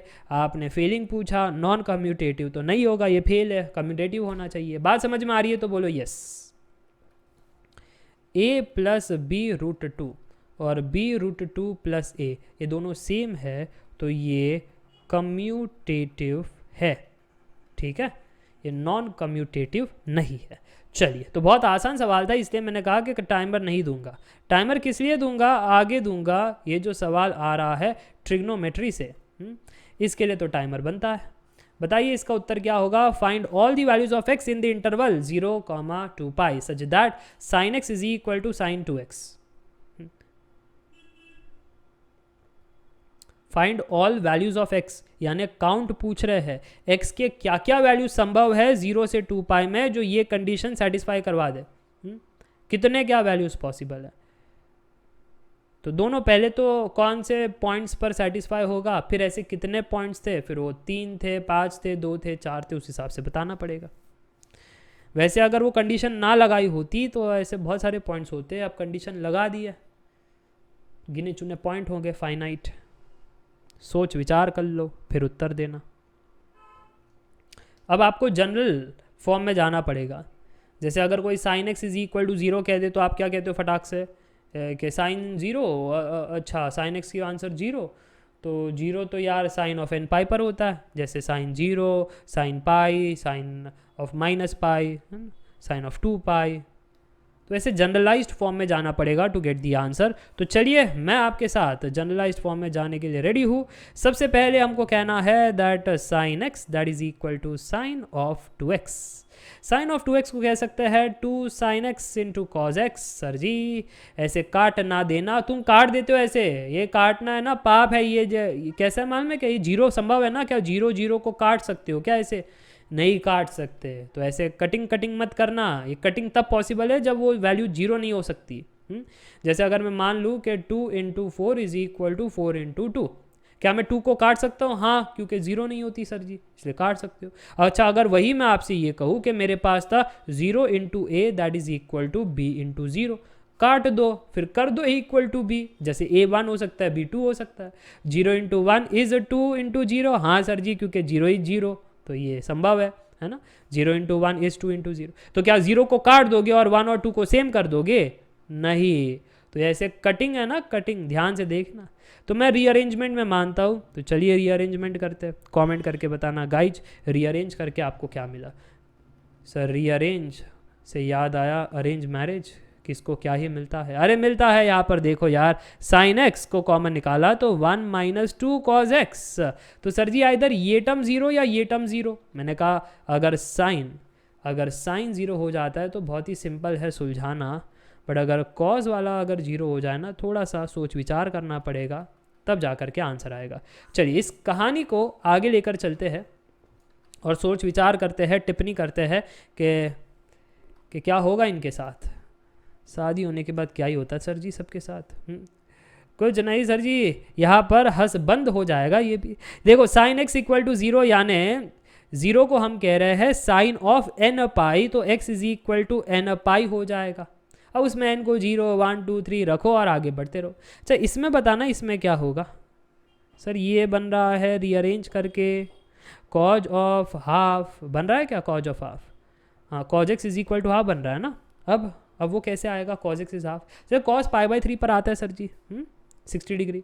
तो ऐसे सर जी 2n पाई का चक्कर लगाओगे तो आते रहेगा 2n पाई प्लस π/3 या 2n पाई माइनस π/3, 2n पाई का चक्कर लगाओगे तो वो आता रहेगा हाफ। मैंने कहा अच्छा, तो पकड़ लिए तुम यहाँ पर x is equal to 2n pi plus minus π/3, ठीक है। अब यहाँ से अगर मैं n को 0 रखूँ तो x आ रहा है 0, n को 1 रखूँ तो पाई, माइनस 1 रखूँ तो minus pi, but minus pi हमारे रेंज में नहीं बैठता ना, 0 से 2 पाई की कहानी चाहिए, ये रेंज में होने चाहिए सारे के सारे आंसर। तो मैंने कहा यार वो माइनस पाई तो आउट ऑफ रेंज चला गया जी, है ना। तो फिर n को 2 रखो, सब पॉजिटिव वैल्यू रखो, 2 रखा तो 2 पाई, 3 रखा 3 पाई भी आएगा, but 3 pi out of range हो जाएगा, 0 से 2 पाई में यही चल रहा है। और ये ध्यान से देखना क्लोज्ड इंटरवल 0 से 2 पाई है, यानी एक्सट्रीम पॉइंट्स को चूज करना है, 0 को भी कंसिडर करना है, 2 पाई को भी कंसिडर करना है। चलो अब इसमें भी यात्रा स्टार्ट कर दो सर जी।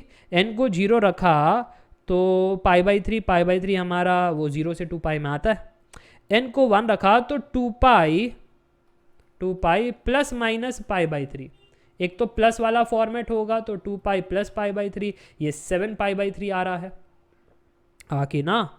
एक माइनस वाला होगा तो 2 पाई माइनस π/3, ये हो रहा है सर जी 6 पाई माइनस पाई यानी 5 π/3।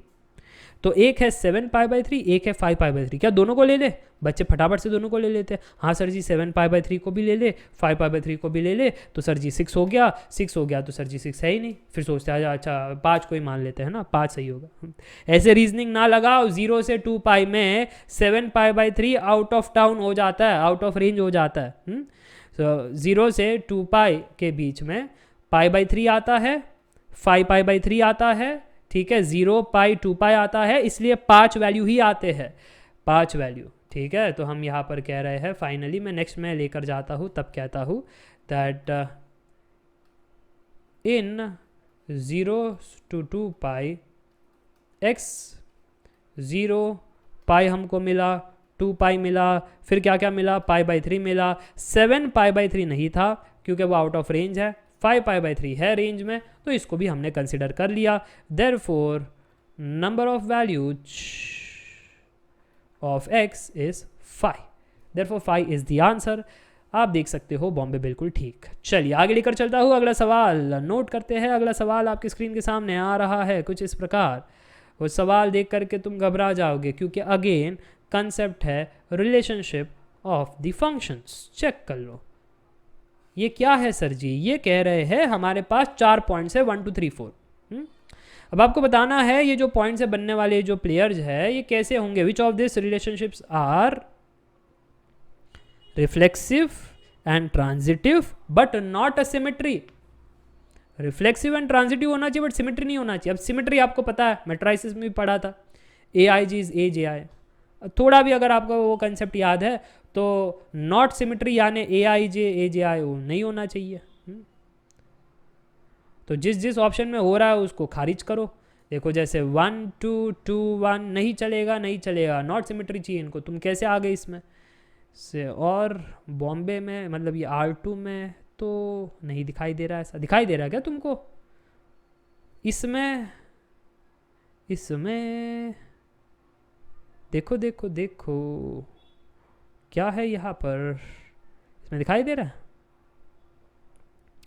2 4 2 2 2 3 3 2 कहीं है ना जी, 3 4 4 3 कहीं है। सो R2 R3 में तो नहीं दिखाई दे रहा है। R4 में, R4 में सर जी हाँ दिखाई दे रहा है। तो इसको भी काटना पड़ेगा। मुझे लगता है कि 2 कहानी को आपने काट दी। अब reflexive not reflexive, transitive not transitive, ये तुमको तकलीफ दे रहा है। तो मुझे लगता है कंसेप्ट्स पर जाना पड़ेगा, तब जाकर के तुम्हारी कहानी सुलझेगी। So concept number 1, what is a reflexive structure. Reflexive structure वो है, बता देता हूँ, जैसे हमारे पास थे 4 points, point 1 point 2 point 3 point 4। Reflexive यानी खुद से जोड़ी बनाता है ना। स्वार्थी का मतलब क्या होता है, खुद से प्यार करने वाला, दूसरों से बात नहीं करता, खुद से ही प्यार करता है। तो ये देखो ये सारे पॉइंट्स क्या है, रिफ्लेक्सिव पॉइंट्स है, सिर्फ खुद से बात करते हैं। 3 3 4 4 खुद से ही जोड़ी बनाते हैं। Single for ever mechanical reflexive होता है वो, खुद की जोड़ी बनाते हैं। चलो अब नेक्स्ट है हमारे पास सिमेट्री। सिमेट्री तो मैंने बता दिया। सिमेट्री को एक और वे में अगर देखना है ना तो ये न्यूटन्स लॉ वाली फीलिंग है, every action has equal and opposite reaction. अगर 1 ने 2 से बात किया तो 2 भी 1 से बात करेगा। ऐसे मतलब तुमने हमको चॉकलेट दिया, हम भी तुमको चॉकलेट देंगे। जैसे 2 ने 3 को गिफ्ट दिया तो 3 भी कहेगा अरे हम भी गिफ्ट देंगे। जैसे अगर 1 ने 3 से बात करने की कोशिश की तो 3 भी 1 से बात करने की कोशिश करेगा। ये होता है सिमेट्री। कि जैसे यहाँ पर इस सिनेरियो को देखो कि 1 ने 2 से बात करने की कोशिश की तो 2 ने 1 से भी की। जैसे यहाँ पर 2 ने 3 को गिफ्ट दिया तो 3 ने 2 को भी गिफ्ट दिया। सिमिलरली ऐसे कहानी बहुत सारी बन सकती है, तो सारी कहानी मैं नहीं बनाऊंगा, बट मुझे लगता है सिमेट्री का आइडिया आपको लग चुका है। अब आती है बात ट्रांजिटिव की। ये क्या होता है सर जी? ट्रांजिटिव यानी लॉन्ग कट एंड शॉर्टकट, जो गूगल मैप्स में होता है, सब होने चाहिए। लॉन्ग कट शॉर्टकट सब होने चाहिए। मैं कुछ समझा नहीं सर जी, समझाता हूँ। अगर मुझे 1 to 4 पहुँचना है, आप कैसे पहुँचोगे?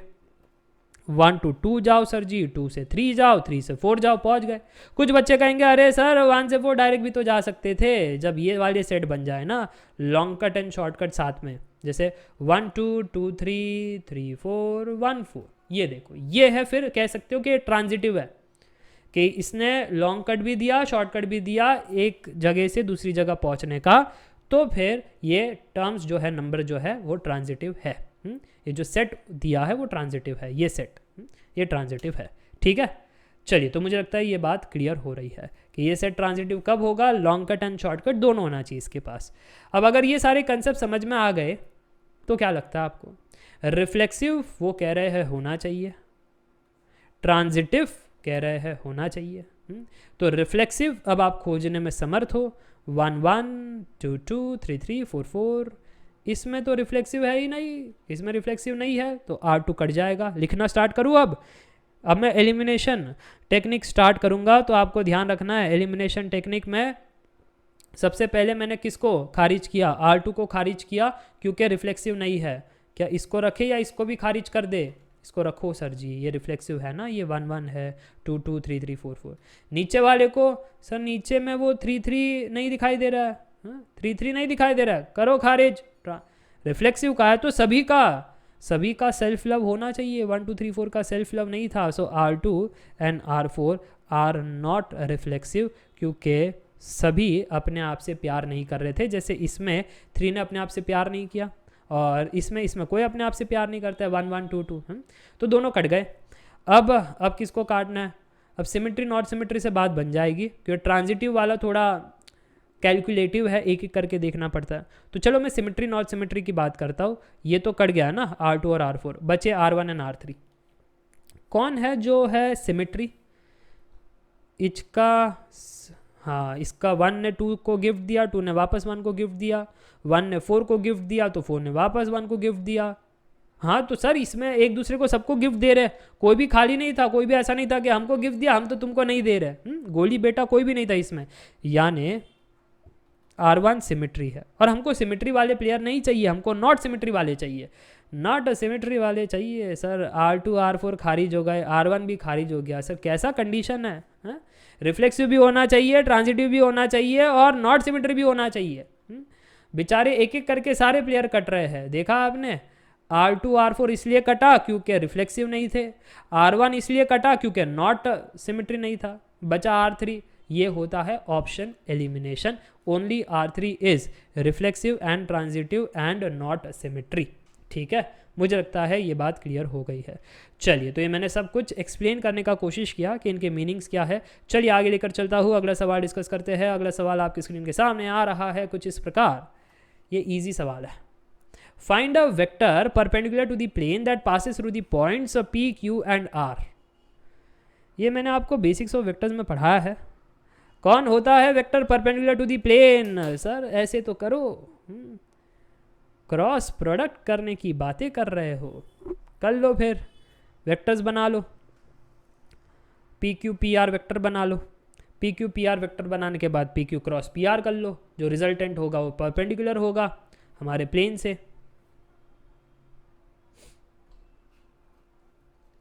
सिंपल सी कहानी।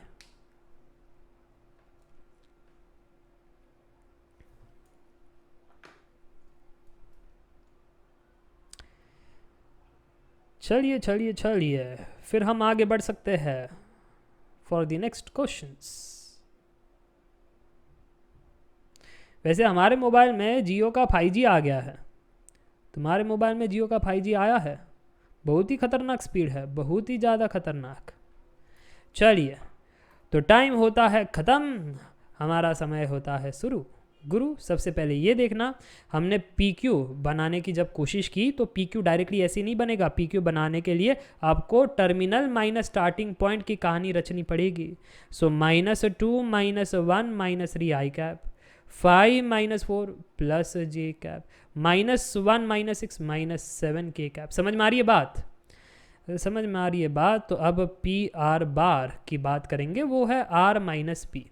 तो ये 1 -1 0 I कैप, -1 -4 तो -5 J कैप, फिर 1 -6 -5 K कैप। यहाँ तक सभी पहुँच गए तो एक बार कमेंट करके बताना हाँ कि सर जी यहाँ तक तो हम पहुँच गए थे, फिर क्या करना है? क्रॉस प्रोडक्ट करना है। मैंने कहा था क्रॉस प्रोडक्ट करने के लिए डिटर्मिनेंट सॉल्व करना है। I cap, J cap, K cap, फिर -3 1 -7 0 -5 -5, सिंप्लीफाई कर लो to get the answer. Cutting करेंगे, यहाँ से आगे बढ़ेंगे और उत्तर आपसे पूछेंगे। क्या लगता है आपको, what is the answer guys? तो आंसर खोजना बड़ा आसान, I cap into eliminate column eliminate row, इसका डिटर्मिनेंट करते करते आगे बढ़ो। सर -5 माइनस 35, तो सर ये -40 हो जाएगा। -40 देखते ही हमारी आंखें, -40 दो ऑप्शन कट गए, है ना। ये अब जे पर फोकस करो, जे पर फोकस किया तो सर जी -j और फिर कटिंग कटिंग दिस, तो 15 आ रहा है, 15 आ गया, बट माइनस बाहर भी था तो -15 होना चाहिए, -15 हो गया बॉम्बे। समझ में आ गई बात? तो एक बार कमेंट करके बता दो यस। वैसे तो हम आगे भी सॉल्व कर सकते हैं, केक की कहानी भी कह सकती है, बट एग्ज़ाम में इतना समय वेस्ट नहीं करना। जहाँ पर आंसर आ जाता है वहाँ बात ख़त्म हो जाती है। तो कोऑर्डिनेट्स में -40 -15 15। चलिए आगे बढ़ते हैं। अब अगला सवाल देखते हैं। अगला सवाल आपकी स्क्रीन के सामने आ रहा है कुछ इस प्रकार। बहुत ही लेंदी सवाल पूछ लिया, 10 मार्क का सवाल पूछ लिया। Find the magnitude of the shortest distance between the lines. दो लाइन्स के बीच में शॉर्टेस्ट डिस्टेंस क्या होगा? ये 3D लाइन्स है। x minus x1 upon a1 that is equal to y minus y1 upon b1 that is equal to z minus z1 upon c1। वैसे x2 y2 z2 a2 b2 c2। अब बताना shortest distance कितना होगा। Formula है determinant upon square root, बड़ी वाली कहानी है। फॉर्मूला पता है तो सुलझा लोगे, नहीं तो ये टाइम टेकिंग तो है ही। मुझे लगता है मुझे आपके साथ ही सॉल्व करना पड़ेगा।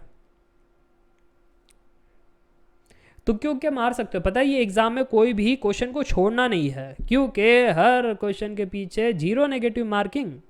गेट एग्जाम में आपको नेगेटिव मार्किंग मिलती है ना, अदर एग्जाम्स में भी मिलती है, इसमें नहीं मिलती है। इससे बेटर क्या होगा। Life is beautiful when there is no negative marking, isn't it so. चलो तो यहाँ पर आगे बढ़ते हैं। सबसे पहले हम कहते हैं क्या, सबसे पहले हम कहते हैं अरे अरे अरे चलो सबसे पहले हम कहते हैं फॉर्मूला क्या है। तो पहली आपकी लाइन L1 जिसका फॉर्मेट सर्वेश कह रहे ट्रू सर जी, एकदम true. Life is very beautiful with negative marking. एक अलग प्रेशर होता है, बार बार रीचेक करते हो, अरे सही तो किया ना, कहीं प्लस माइनस का गड़बड़ तो नहीं किया ना। और ऑप्शन भी वैसे ही होते हैं, 3 आंसर आया, एक और ऑप्शन -3। आपने सॉल्व तो किया है, आप खुश हो कि हाँ 3 ऑप्शन में दिखा, फिर -3, ओ नो हमारा सोल्यूशन में कहीं नेगेटिव पॉजिटिव का गड़बड़ तो नहीं किया है, नहीं किया है, हाँ 3। कहीं गड़बड़ कर लिया ना, मान लो अरे इधर माइनस मिस हो गया था, आंसर तो -3 आना चाहिए था। फिर हर एक कैलकुलेशन पर आप शक करना स्टार्ट कर देते हो, क्योंकि एक बार गड़बड़ कर ली तो आपको अपने आप से भरोसा उठ जाता है। फिर हर बार कैलकुलेशन करते वक्त सही तो कर रहा हो, ऊपर नीचे तो नहीं जा रहा है कैलकुलेशन, प्लस माइनस तो नहीं हो रहा है। और पता नहीं एग्ज़ाम एक ऐसी मैजिक है, हम गलत सॉल्व करते हैं तो वो ऑप्शन भी जो है ना क्वेश्चन में दिखाई पड़ता है। कम से कम ये तो बदनसीबी नहीं होनी चाहिए कि गलत सॉल्व किया तो ऑप्शन में ना दिखाई पड़ो, है ना, कि मत तुम नहीं हो तो मत दिखाई पड़ो, गलत करो और वो पहले दिखाई पड़ता है। ABCD में से वो A पर ही बैठा होगा। तो ऐसा हुआ आपके साथ। ये सब कुछ कहानी है कॉम्पिटिटिव एग्जाम्स की। चलिए तो सबसे पहले हमने ये फॉर्मेट लिखा। अब शॉर्टेस्ट डिस्टेंस जो पूछ रहे थे, shortest distance that is equal to mod of, अरे किधर चला गया ये, mod जो है पॉजिटिव होना चाहिए क्योंकि डिस्टेंस जो है वो पॉजिटिव होता है, ठीक है। फिर न्यूमरेटर में डिटर्मिनेंट x2 - x1। यार ये जगह कम पड़ रही है, कतई ना इंसाफ़ी है, इसको ऊपर भेजना पड़ेगा। चलो ऊपर, चलो मुंबई में ऐसे ही खसकाते हैं। मुंबई लोकल में अगर आप जाओगे ना आप मानोगे नहीं, सांस लेने की जगह नहीं है। वो कहते हैं कि इतनी ट्रेन खाली है, क्या कर रहे हो भैया जी, है ना, खिसको थोड़ा, खिसको और खिसको बताइए, है ना। मुंबई लोकल में अगर कैमरा लगा लिए ना, गजब उनकी मिलियंस ऑफ सब्सक्राइबर्स हो जाएगा। इतना मतलब लेडीज भी इतना फाइट करते हैं ना इतना फाइट करते हैं, नोच लेते हैं। तुमको लगता होगा अरे यार लेडीज डब्बे में चढ़ने का मौका मिल, चढ़ो तो सही। उधर रॉयल रंबल होता है, रॉयल रंबल देखा आपने WWE में? नहीं देखा है तो देख लेना। मुंबई लोकल में एटलीस्ट जेंट्स जो होता है ना वो रॉयल रंबल नहीं खेलते, लेडीज़ तो यार बाल नोचेगी और फिर पता नहीं क्या क्या करेगी, ठीक है। बहुत खतरनाक होता है। और ऊपर से ऑफिस जाने में लेट, बॉस ताने दे दे, वो दे, सारा निचोड़ो इन पर। घर पे मतलब हस्बैंड ने कुछ बोला हो उल्टा सीधा, लेडीज़ को तो सब याद रहता ही है, गूगल क्लाउड, यू नो। सारा निचोड़ दो सब पर। तो मुंबई लोकल इसलिए ही बनी है लगता है कभी कभी वो कहते हैं ना, वो स्ट्रेस फ्री बॉल अस्थाना के पास था, वो ऐसे करता था, उसको गुस्सा आता था। तो मुंबई लोकल वो स्ट्रेस फ्री बॉल है तो बस आप जाओ और गुस्से निकालो एक दूसरे पर, धक्का मारो, गाली गलौज, बहुत खतरनाक होती है मुंबई लोकल। नेवरदिलेस मैं आपको फॉर्मूला बता रहा था कि न्यूमरेटर में ये डिटर्मिनेंट हमें सॉल्व करना है और डिनोमिनेटर में a1 बिट2 माइनस a2 b1 का स्क्वायर प्लस ऐसे ही आगे बढ़ना है b1 c2 माइनस बिट2 c1 का स्क्वायर प्लस अब कौन बचा सर, a एंड c बचा। तो कर लो अब a1 a c1 a2 minus a1 c2 का स्क्वायर। अगर उल्टा भी कर लो कोई दिक्कत वाली बात नहीं, एट दी एंड स्क्वायर ही होने वाला है, तो क्या ही टेंशन। चलो, तो मुझे लगता है आपको ये फॉर्मूला तो समझ में आ ही चुका है। अब एक एक टर्म फाइंड करना है, उस पर आगे बढ़ते हैं। आगे बढ़े, डिटर्मिनेंट का आंसर कितना आ रहा है जरा आप बताना। सारा काम हमसे ही करवाओगे तो तुम क्या करोगे जी? अरे सर आप ही करो, बहुत ही ज़्यादा कैलकुलेशन है।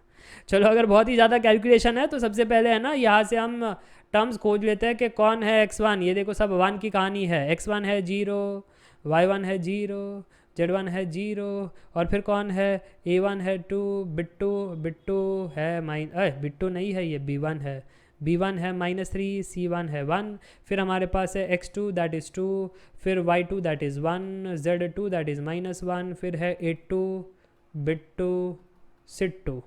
सबको समझ में आ गया? x1 y1 z1 सब देख करके पहले वो उतार देना है, उतारने के बाद ही तो फॉर्मूला में पुट करोगे। और यहाँ पर ये -1 नहीं -2 होना चाहिए जनाब, z माइनस और -2, ये -2 है ना, इस चीज़ को ध्यान से देखना। कुछ स्टूडेंट कभी 2 लिख देते हैं, कभी कुछ, ये -2 क्योंकि फॉर्मेटिंग देखो z माइनस z2 है ना, तो ये z प्लस में था, इसके लिए z माइनस और -2 कह करके -2 यहाँ पर लगा दिया। मुझे लगता है अब तक सारी बातें क्लियर है, क्रिस्टल क्लियर है। चलिए आगे लेकर चलता हूँ, डिटर्मिनेंट की बात करते हैं। तो अगर आपको डिटर्मिनेंट खोजना है, वो डिटर्मिनेंट जो है x2 minus x1, y2 minus y1, z2 minus z1, फिर सारे प्लेयर्स को लगा दिए तुमने, है ना, ये वाला न्यूमरेटर, ये a1 b1 c1 को लिखने जा रहे हो, फिर a2 बिट2 c2। अब इसको ओपन करने के दो तरीके हैं। एक तरीका है कि तुम डायरेक्टली ओपन करो, दूसरा तरीका है सरस टेक्निक का इस्तेमाल करो। तो सरस या सरस गुजराती आदमी, सरस टेक्निक कहता है 2 2 3 1 -3 -5 -2 1 2 2 2 3 1 -3 -5, ऊपर से 3 तीर, नीचे से 3 तीर। कितने तीर बताओ? 1 2 3। इनका बनाओ सीजलर। सीजलर यानी ये तुम्हारा वो सीजलर में वो नहीं होता है नोकीली चीज़ जिसके अंदर पनीर घुसाते हो और पता नहीं चिकन विकन भी आप करते हो, बट हम तो वेजिटेरियन है, पनीर और बाकी चीज़ें होती है। तो इसमें अगर आप डालोगे तो यहाँ पर आप देख सकते हो दैट 2 × -3 × 2 प्लस नेक्स्ट हमारे पास 1 × 1 × 3 प्लस नेक्स्ट हमारे पास -2 × 2 × -5। मुझे लगता है ये बात क्लियर। चलो, फिर नीचे से जब तीर जाएगी ये वाली, तो ये सब्ट्रैक्शन वाली होगी, 1 2 3। ठीक, ये सैरस है, ये हम नहीं, ये सैरस ने बताया है, ये फास्ट तरीका है डिटर्मिनेंट ओपन करने का। तो हम भी कोशिश में लगे हैं कि जल्दी से ये डिटर्मिनेंट सुलझ जाए। तो आप देख सकते हो दैट ये कहानी हमने की। अच्छा, ये सारी कहानी करने के बाद अंतिम में क्या आंसर आ रहा है, कोई कमेंट करके बता सकता है? डिटर्मिनेंट का आंसर सर जी आ रहा है -1। इतना सब करने के बाद न्यूमरेटर -1 मिला, वेरी गुड। अब डिनोमिनेटर की कहानी सुलझानी है, एक एक करके सुलझानी पड़ेगी, एक टर्म, दूसरा टर्म, तीसरा टर्म, फिर डाल देना, फिर आंसर आ जाएगा। तो चलिए, सबसे पहला टर्म हमारे पास क्या था, a1 बिट2 माइनस a2 b1 का स्क्वायर। सिंप्लीफाई कर लो, 2 × -5 -3 × -3 दी होल स्क्वायर। सर जी आ रहा है +9 -10, तो -1 का स्क्वायर 1 होता है। मैंने कहा हाँ। फिर है b1 c2 माइनस c1 बिट2 का स्क्वायर। कितना आ रहा है ये, -3 × 2 माइनस और -5 × 1, इसका स्क्वायर। ये कितना आ रहा है, -6 प्लस 1 का स्क्वायर। सर -1 का स्क्वायर 1 अगेन। मैंने कहा हाँ, सब में 1 ही आ रहा है सर जी। ये देखो c1 a2 minus a1 c2 का स्क्वायर कितना आ रहा है, ये आ रहा है 3 - 4 का स्क्वायर अगेन 1। Okay, denominator. अब मुझे लगता है ये फॉर्मूला सब्स्टिट्यूट करके आंसर निकालना कतई आसान होगा, कि सारे टर्म्स मैंने निकाल दिए, 4 टर्म निकालने थे, सारे आपके स्क्रीन के सामने सब क्या कहना चाहते हैं, सब 1 1 कहना चाहते हैं, न्यूमरेटर -1, डिनोमिनेटर में √1 + 1 + 1, हो गया उत्तर 1/√3। समझ में आ गई बात, मज़ा आ गया तो बोलो यस।